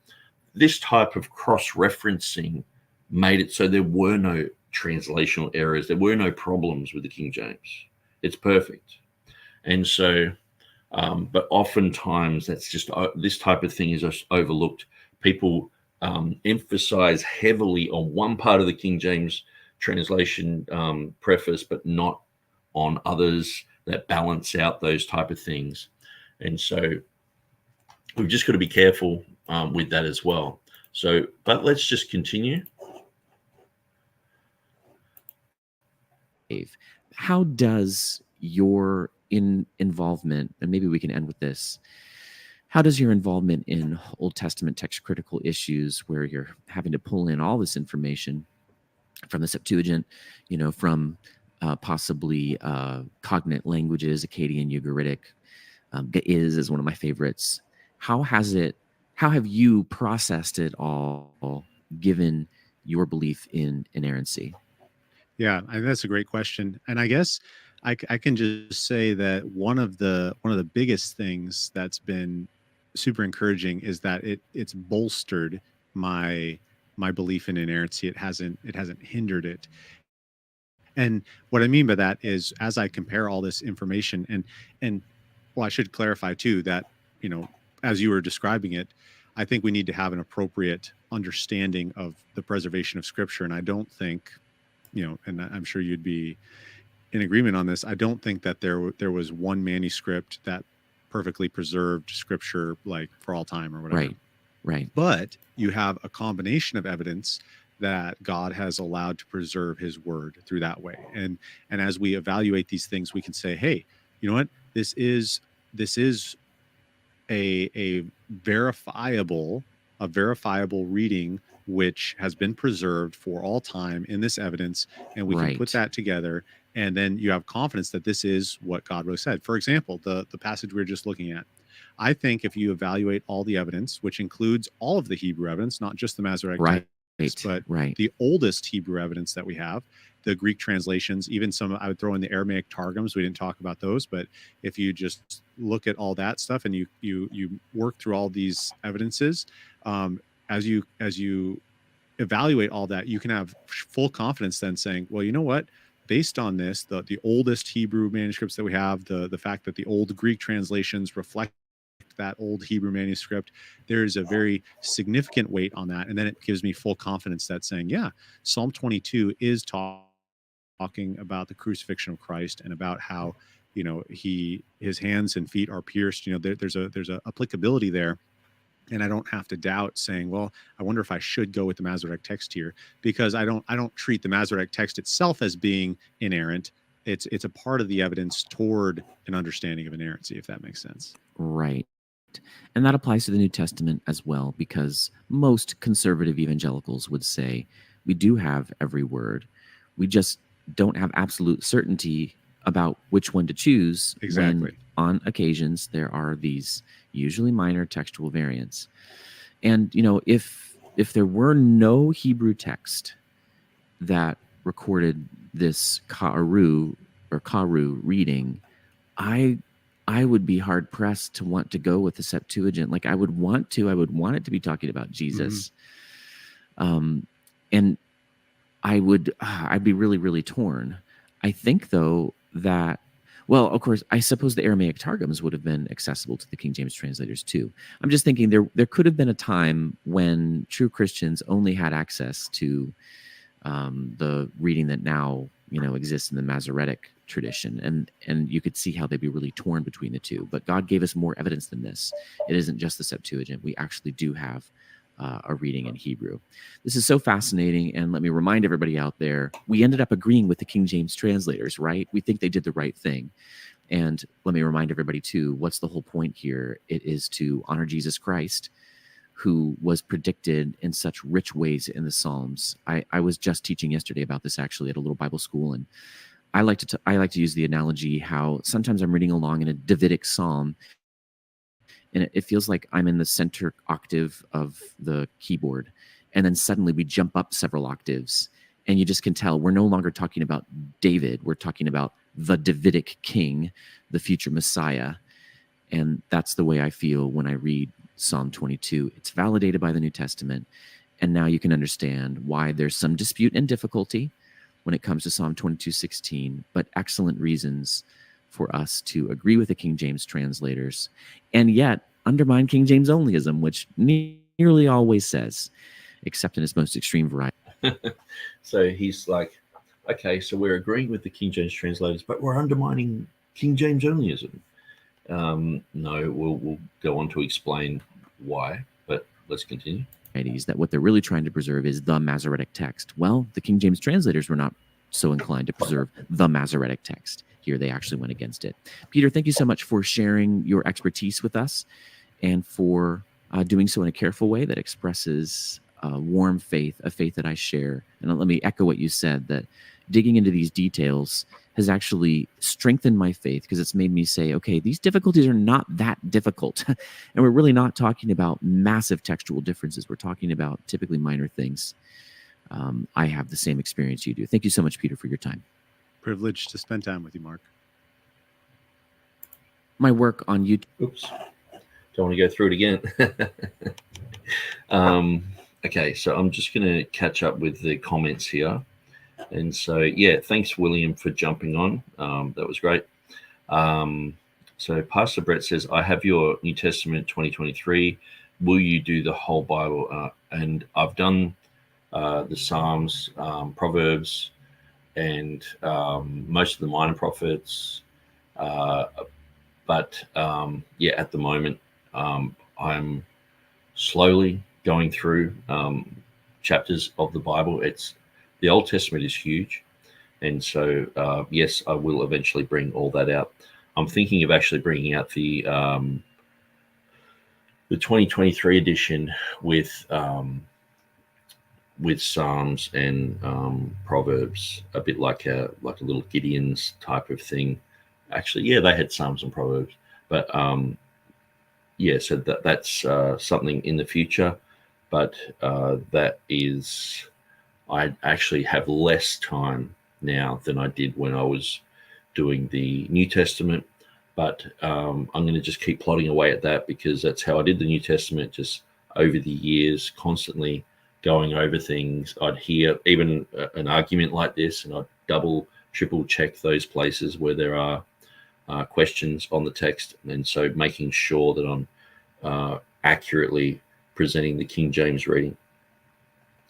So Pastor Brett says, I have a complete Byzantine text Greek Bible. It does contain the Commuhenium. That is my proof text. Okay, well, that's interesting. So John says, Pastor Brett, can you share a link? History Documents says, God gave us the situation of textual confusion.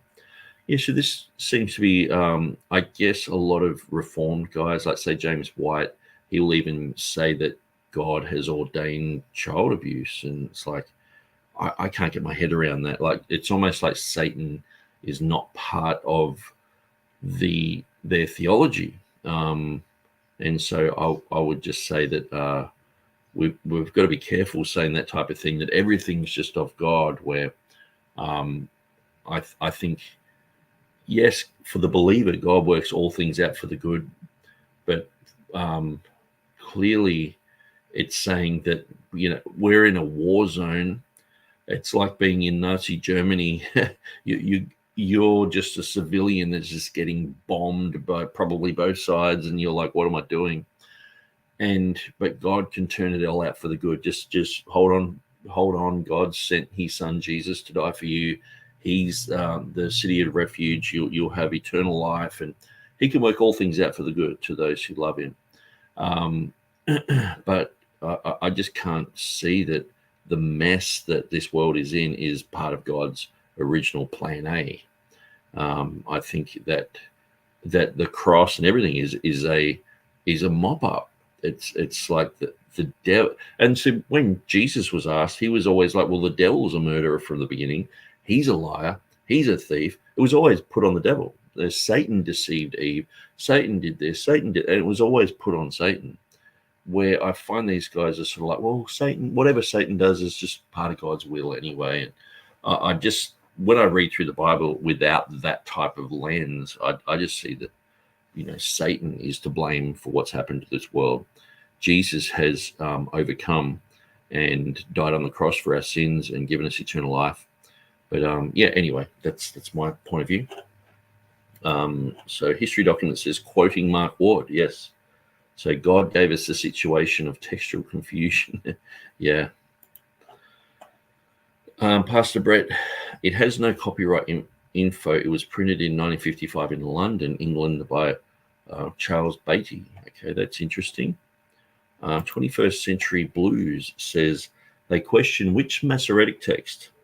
Answer, the Hebrew that is underlying the King James Version Old Testament. So the King James is the final Masoretic text. Yes, absolutely. And so I believe all the readings that they have there are correct and accurate. So I'm going to drop this video down and I'll move that. So I'll just put a little bit of a pretty symbol up there. But I'm going to go to this article. Where am I? This article by KJV Today. They pierced my hands and my feet. So Mark Ward says people aren't dealing with this. Well, I know this guy personally. He's dealing with it. I know Will Kinney's dealing with it. I know there are dozens and dozens of other people who have similar articles who are dealing with it. So I'm not sure. It just sort of proves that Mark Ward's just not listening to us. I mean, if I, went out there and said, hey, Scientology is ridiculous, it's this and that, and people were saying, no, Nick Sayers, here's an article about it, and they were talking about those type of things, and I said, well, no one from Scientology is even answering me. You're misrepresenting people, and you're not listening. It just proves that you're not listening to what people are saying. So I want to try and, my voice is really busted out, which means I've been preaching. When I go street preaching, after like a couple of hours, I'm like this, which is why I usually have a microphone. If you're street preaching out loud, it really can blow your voice out. A Messianic Psalm, Psalm 22:16 in the King James says, For dogs have compassed me, the assembly of the wicked have enclosed me, they pierce my hands and my feet. Christians believe that the 22nd Psalm portrays the crucified Messiah, Jesus Christ. Verse 16 in most Christian translations read, they pierce my hands and my feet, which points to the crucifixion. The contention is that they pierced is based on a Christian textual corruption. There are two textual variants underlying the portion translated they pierce. So that would be the Qere, which means like a lion, and the Qurin, which arguably means digging. The difference is whether the final letter is a yod or a vowel. Christians refer to Qarin because digging would convey the idea of piercing. If the Qere reading were followed, it would read, for dogs have compassed me, the assembly of the wicked have enclosed me, like a lion, my hands and my feet. Okay, so which is it? Is it Qarin or Qere? I hope I'm saying that right, because the modern Hebrew, where am I?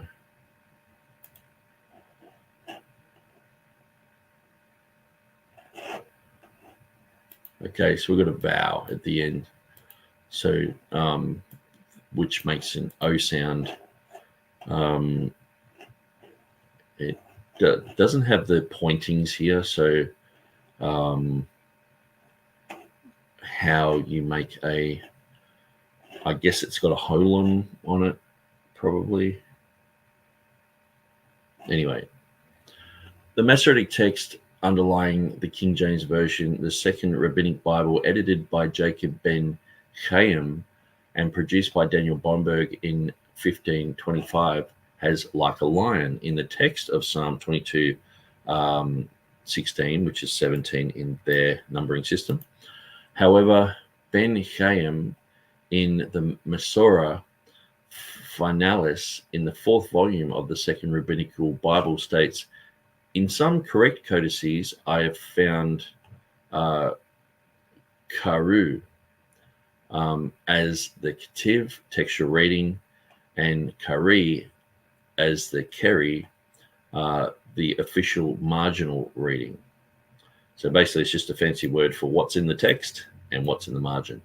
Okay, so they've found in the he found some correct codices that had this in the text and had this in the margin. Okay, the Qere.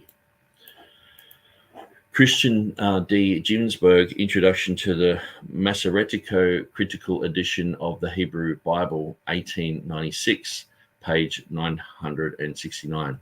There are also some early witnesses to the Qere, a manuscript of Psalm 22 found at Nakal Heva. So that was what was mentioned by Peter. 5/6 HEV, yeah, all that stuff. Supposedly from the 1st century has Qere. Tim Hegg studies in the biblical text Psalm 22:16, like a lion, all they pierced. So it's got a link there. I'll just see if that opens somewhere. Okay, it's not found, so it's a dead link. The NIV 2010 footnote says pierced is the reading found in the Dead Sea Scrolls and some manuscripts of the Masoretic text, Septuagint and Syriac. Clark's commentary on the Bible says Qere is Kethiv or marginal reading. So Qere is preserved as a minority reading in the Masoretic tradition. It has long been known that the LXX has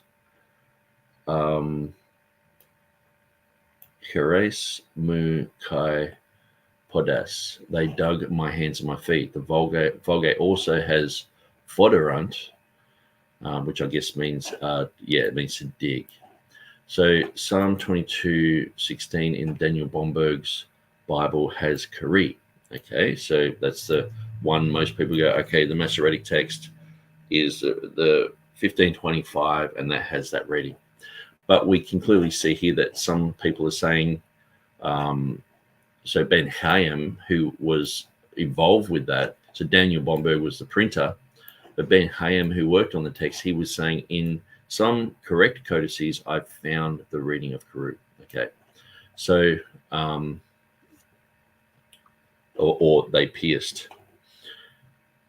So what I find too in some of the footnotes, say even like with the New King James, what they do is they'll say, oh, the Septuagint says this, but they're not saying that other Hebrew manuscripts say that. And that was the type of thing that I think Mark Ward was sort of pointing toward, because clearly he's saying in other codices I've seen this. So which other codices?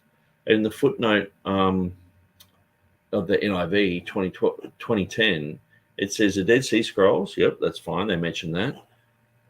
It's Septuagint and Syriac, but it clearly says, and some manuscripts of the Masoretic text. So some of the Masoretic text does have it. Others don't. That should be the main argument, not, oh, the Septuagint and this, and trying to make out that the King James guys used just the Septuagint. So that's what I find in some of these footnotes. They try and make that type of accusation. Critics argue that even if the text were to read Qere, there is no such word in Hebrew. The trilateral root of the verb dig is Qere. It has been argued that there is no basis for the aleph in Qere if it were a form of Qere. The counter-argument has been that the form of the aleph is an alternate spelling. Then again, even if Qere could mean digging, critics argue that it is a stretch to translate it as piercing, because the usual word for pierce in Kings 18:21 and Isaiah 36:6 and Zechariah 12:10 is not here. Like a lion equals they pierced. It is possible that the original Hebrew word was Qere, digging, and some Masoretes corrupted the text. However, like a lion is not completely out of context reading. The psalm uses an animal motif to refer to the perpetrators, referring to them as bulls, verse 12, dogs, verse 16 and 20, unicorns, verse 21, and even lions elsewhere, verse 13 and 21. In light of this, ardent supporters of Qere, like a lion, may never be convinced otherwise. The translation they pierced, however, can be justified even if Qere, like a lion, were the original reading. Okay, so this is saying that perhaps this is like a synonymous issue here. Jewish scholars recognize that some liberties with the syntax and grammar must be taken to make the text of Psalm 22:16 make sense. There is no subject and verb in like a lion, my hands and my feet. Most scholars agree that the implied subject is they, which refers to the assembly of the wicked. Implied verbs that have been suggested are, they bite like a lion, my hands and my feet, the Aramaic Targum. They disfigured my hands and my feet, Aquila 1. They have bound my hands and my feet, Aquila 2. Like lions, they maul my hands and my feet, Rashi. According to Christian D. Ginsburg, the Aramaic Targum rendered the phrase, like a lion, they tore my hands and my feet. Introduction to the Masoretico critical edition of the Hebrew Bible, 1896, page 972. So it's got that written there. Like a lion, they tore my hands and my feet. It is not right to charge the King James Version of erroneously supplying they and a verb on the basis of Qere. because Jewish translations do the same. The only basis for any criticism is the choice of the verb as pierced and the absence of the English equivalent of the word like a lion. So pierced, the irregular use of Qere suggests that an idiom or figurative meaning is signified. With respect to why the verb should be pierced, one possible reason is that the lion's bite results in piercing the prey with his fangs. Hebrew scholar Alan P. Ross, author of Introducing Biblical Hebrew and Grammar,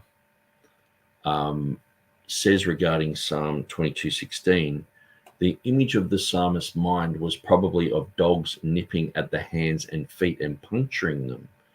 Alan P. Ross, A Commentary on Psalms, Volume 1, 1-41, Grand Rapids, Michigan, Carril Publications, page 524. Even the Aramaic Targum identifies the implied verb as bite. So the logical extension may be pierce. Numbers 23:24 further supports this interpretation that a lion's attack results in one being pierced. It says in the King James, "Behold, the people shall rise up as a lion and lift himself up as a young lion. He shall not lie down until he eat of the prey and drink of the slain." So Young's literal translation says, "Lo, the people as a lioness riseth, and as a lion he lifteth himself up and lieth not down until he eateth prey. The blood of pierced ones doth drink." The word that is translated the slain in the King James Version is the Hebrew word alim, I think it is, which means slain, fatally wounded, pierced. Brown, Driver, and Briggs. Young's literal translation has preferred to translate Helim as pierced ones at Numbers 23:24. Several translations render Hal in its verb form as pierced in Isaiah 53:5, which is another messianic prophecy. The NIV, "But he was pierced for our transgressions." I'll just skip through these. NLT, "But he was pierced for our rebellion." ESV, "But he was pierced for our transgressions." NASB, "But he was pierced for our transgressions." Going back to Numbers 23:24, the imagery is one of a lion piercing and eating his prey. Thus, there is biblical precedent for interpreting being like a lion as to pierce a victim. Pierced is a good interpretation of the verb, is as good an interpretation of the verb as anything else that has been suggested.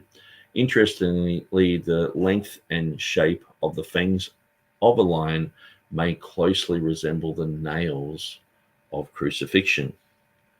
Like a lion piercing its prey with fangs. And so it has imagery by Brocken, Inner Glory, 2006, from the Wikipedia entry of a lion. So it's showing the lion's teeth there. I guess if a lion bit you, you would be pierced. They pierced, and like a lion is crossed out. If the verb should be pierce and the phrase should be taken to mean to pierce like a lion, the remaining question is whether it is acceptable not to carry over the words like a lion into English. In translating an idiom that involves animal imagery, it is sometimes sufficient to translate the meaning of the idiom without referring to the animal in the receptor tongue. For example, "let us pig out" can be translated in another language as "let us eat excessively." There may not be a need to render it "let us eat excessively like a pig." The person saying "let us pig out" is probably not even imagining a pig. Pig out is simply an idiom that means eat excessively. Also, "stop horsing around" can be translated into another language, "stop engaging in rough play." Again, it is not necessary to translate it as "stop engaging in rough play like a horse." Including like a horse could be confusing if the culture of the receptor language had no notion that the horse is associated with rough play. Likewise, like a lion at Psalm 22:16 could have been understood idiomatically as pierced. So it's very interesting. And so the author of KJV today, who chooses to remain anonymous, I know that he is polylingual. He speaks several languages. He's probably also polyliteral in a sense where he looks at the Hebrew and the Greek and understands those languages very well. I'm not sure if he's fluent in Greek and Hebrew to the sense of, like a polyglot, but in a sense where he would be polyliterate, be able to read those.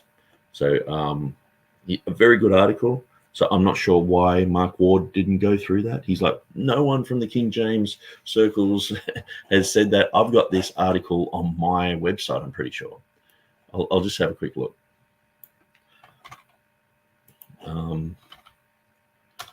There's my hands and my feet.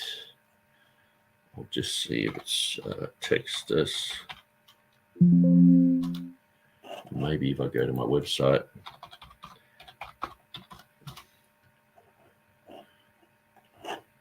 And if I go to KJV today, whoops.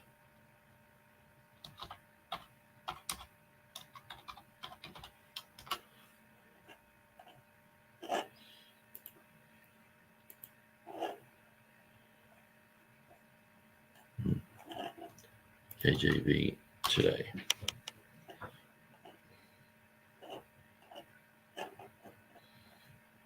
Bible for today. Here we are, KJV today. So I'm pretty sure I've got this article on my website anyway. So, oh, what am I doing looking there? It is in Psalms, isn't it? Yeah. He must have written that more recently because it's not on my website. Okay, there you go. That would explain. But yeah, this article is available. I think it's been available for years. And so why hasn't Mark Ward looked at that? Now, I won't read through Will Kinney's one because obviously we're running out of time and I've got a life to live. And so, but I'll read through these comments. So William Brewer says, no, not an N, a Y. Okay.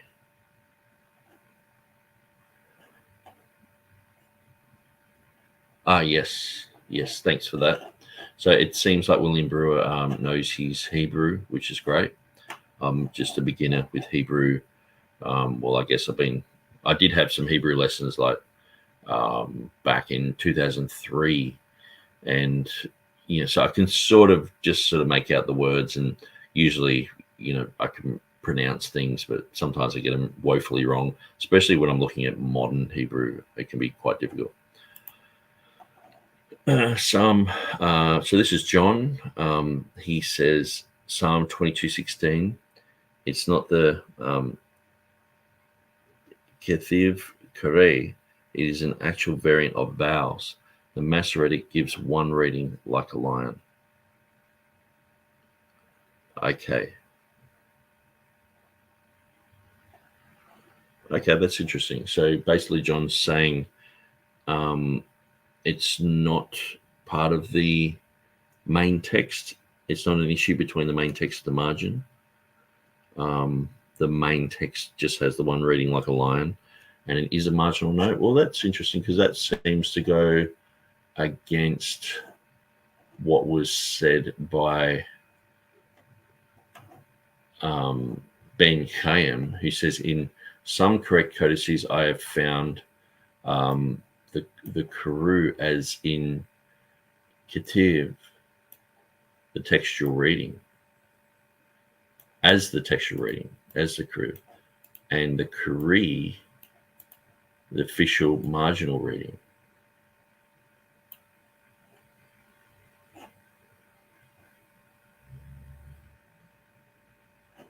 Okay. Anyway, all of a sudden I feel tired. I'm looking at other languages and I'm trying to do this. So I think what I'll do, I'll read through these comments, but I really appreciate you guys throwing comments here. But I'm sort of getting a bit blurry-eyed. I've read through quite a lot of stuff and gone for nearly 4 hours, which is a bit of a marathon. But so John says, I mean in actual Masoretic text we have today. Okay, so yeah, it does seem to be that Ben Chaim had manuscripts which had other readings. I'm not sure what we have today, so I'll have to look into that. Dead Sea Scrolls says this, and so there's a bit of an asterisk there. Oh no, they're sort of everywhere.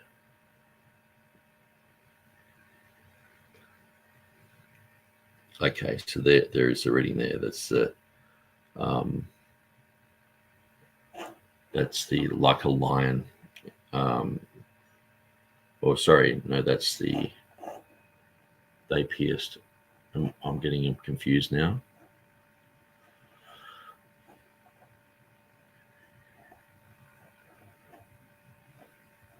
Yeah, the Qere is like a lion, and so.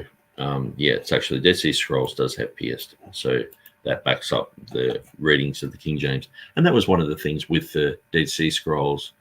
People were like, well, Dead Sea Scrolls backs up the Masoretic text. It backs up the King James, sorry. The Masoretic text choices of the King James. The final Masoretic text is one of the above quotes said with 21st Century Blues. They question which Masoretic text. The answer is the Hebrew that is underlying the King James Old Testament. So the King James Version is the final Masoretic text. Yes, absolutely. So John says the Masoretic text today gives the Kethiv-Qere readings, and as I understand them, they are wherein vowel differences may lie, pronunciation only. There is no Kethiv-Qere given in Psalms 22:16. Okay, so that's food for thought. Hudson says, is it Jesse Isaac? I'm from Oklahoma as well. Yeah, I sort of missed that name, but I know that there is a guy, the Straight Gate or something like that, who used to frequent some of these videos. Mark Ward, so Helg says Mark Ward is simply picking and choosing what is convenient to his agenda, nothing new under the sun. Yeah, it seems like if Mark Ward had done that video and said, look, okay, we've got a guy, KJV today, he's saying this, and sort of summarized it and said, well, Kenny also says there's this other, because, see, he would call us all Ruckmanites, all King James only. Okay. But definitely the guy from KJV today is certainly not a Ruckmanite. He's very intellectual. He's a very smart guy, and he's probably one of the smartest ones among us. He chooses to remain anonymous, and so that brings a lot of curiosity to who is this guy. And I have to keep my lips sealed because I don't want to spill the beans. But he's a very smart guy, and sometimes like he's writing articles. I read through it and go, that's just brilliant. It's just really well written. Will Kinney, he has his articles, and that's only just when I started up the video. I thought, well, I'll just check and see if some articles are around, and I went to this one and thought, yeah, I've seen this one before. I've shared it around. Will Kinney, looked at that, but I'm sure that if I searched around, I could probably find a good 10 articles written by people. I mean, even just recently on the Textus Receptus Academy, they were talking about this issue. Someone brought it up, and many people were talking about Psalm 22. So I might even share my Facebook. Dare I do this? Because people can just pop up and go, hi, and it comes up. So, yeah, someone on January 20th this year said, what's the source for the reading? They pierced my hands and my feet. And so, like a lion, etc. And there's 22 comments there. So I might just crack that open. Stephen Avery, he did a whole thing on it. See, that's another thing. I didn't even think of Stephen Avery. But oftentimes, look, he's got a whole section on it. Why isn't Mark Ward talking about this? Talking about all sorts of things, and he's highlighting and making it very easy to read. Nash 88, Like a Lion, Dead Sea Scrolls, etc. So it's got quite a lot of information there. And the Facebook post. So this is going back to 2021. So this is way before it was mentioned on my forum. But perhaps people were already talking about it on my forum. But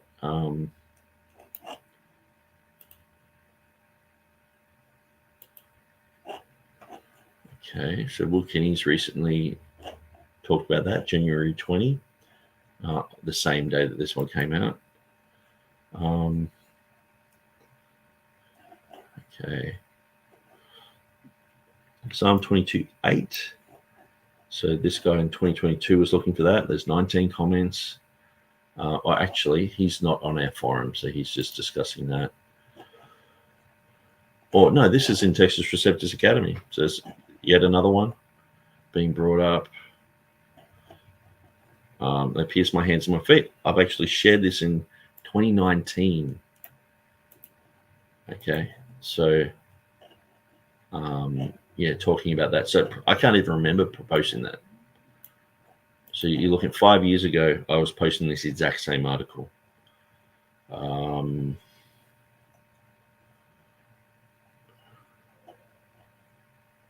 And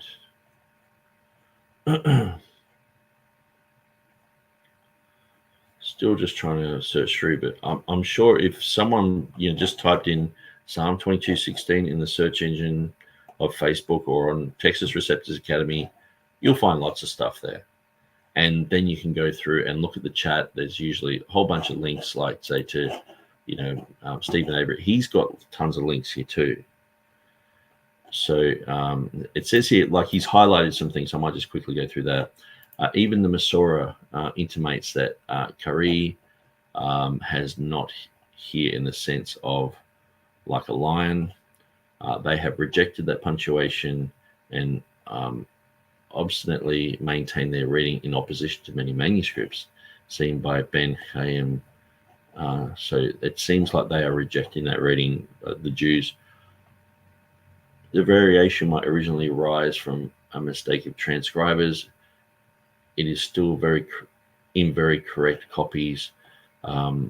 Drusius informs us that a Jew threatened Bomberg when he designed to adopt this correction, that if he did, he would prevent any of his brethren from purchasing a single copy.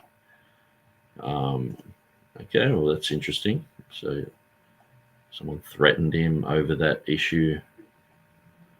So anyway, I'll put that into the chat. So Helg says, oh, that you might have to copy from both of them. It just went forever. Helg says, interestingly, Ruckman was very early out with the refutation of a pre-Christian LXX, 1960s, and his Handbook of Manuscript Evidence. And it was common to call those who believed this Ruckmanites. Okay, very interesting. And so I guess Mark Ward is correct. We're all Ruckmanites, got the hat, Riplinger t-shirt, Sam Gipp flip-flops on. We call them thongs here, but there are other things that are called thongs. So people, it's just the exact same word. We don't even think of, I say I'm going to put my thongs on. I don't even think of anything else other than things you put on your feet. Anyway, on that note, I better go because it's been 4 hours and I am starving. I'm going to eat something. Enjoy your day. It's just nearly 1 o'clock in the afternoon here in Australia. God bless you guys, and we'll see you next time.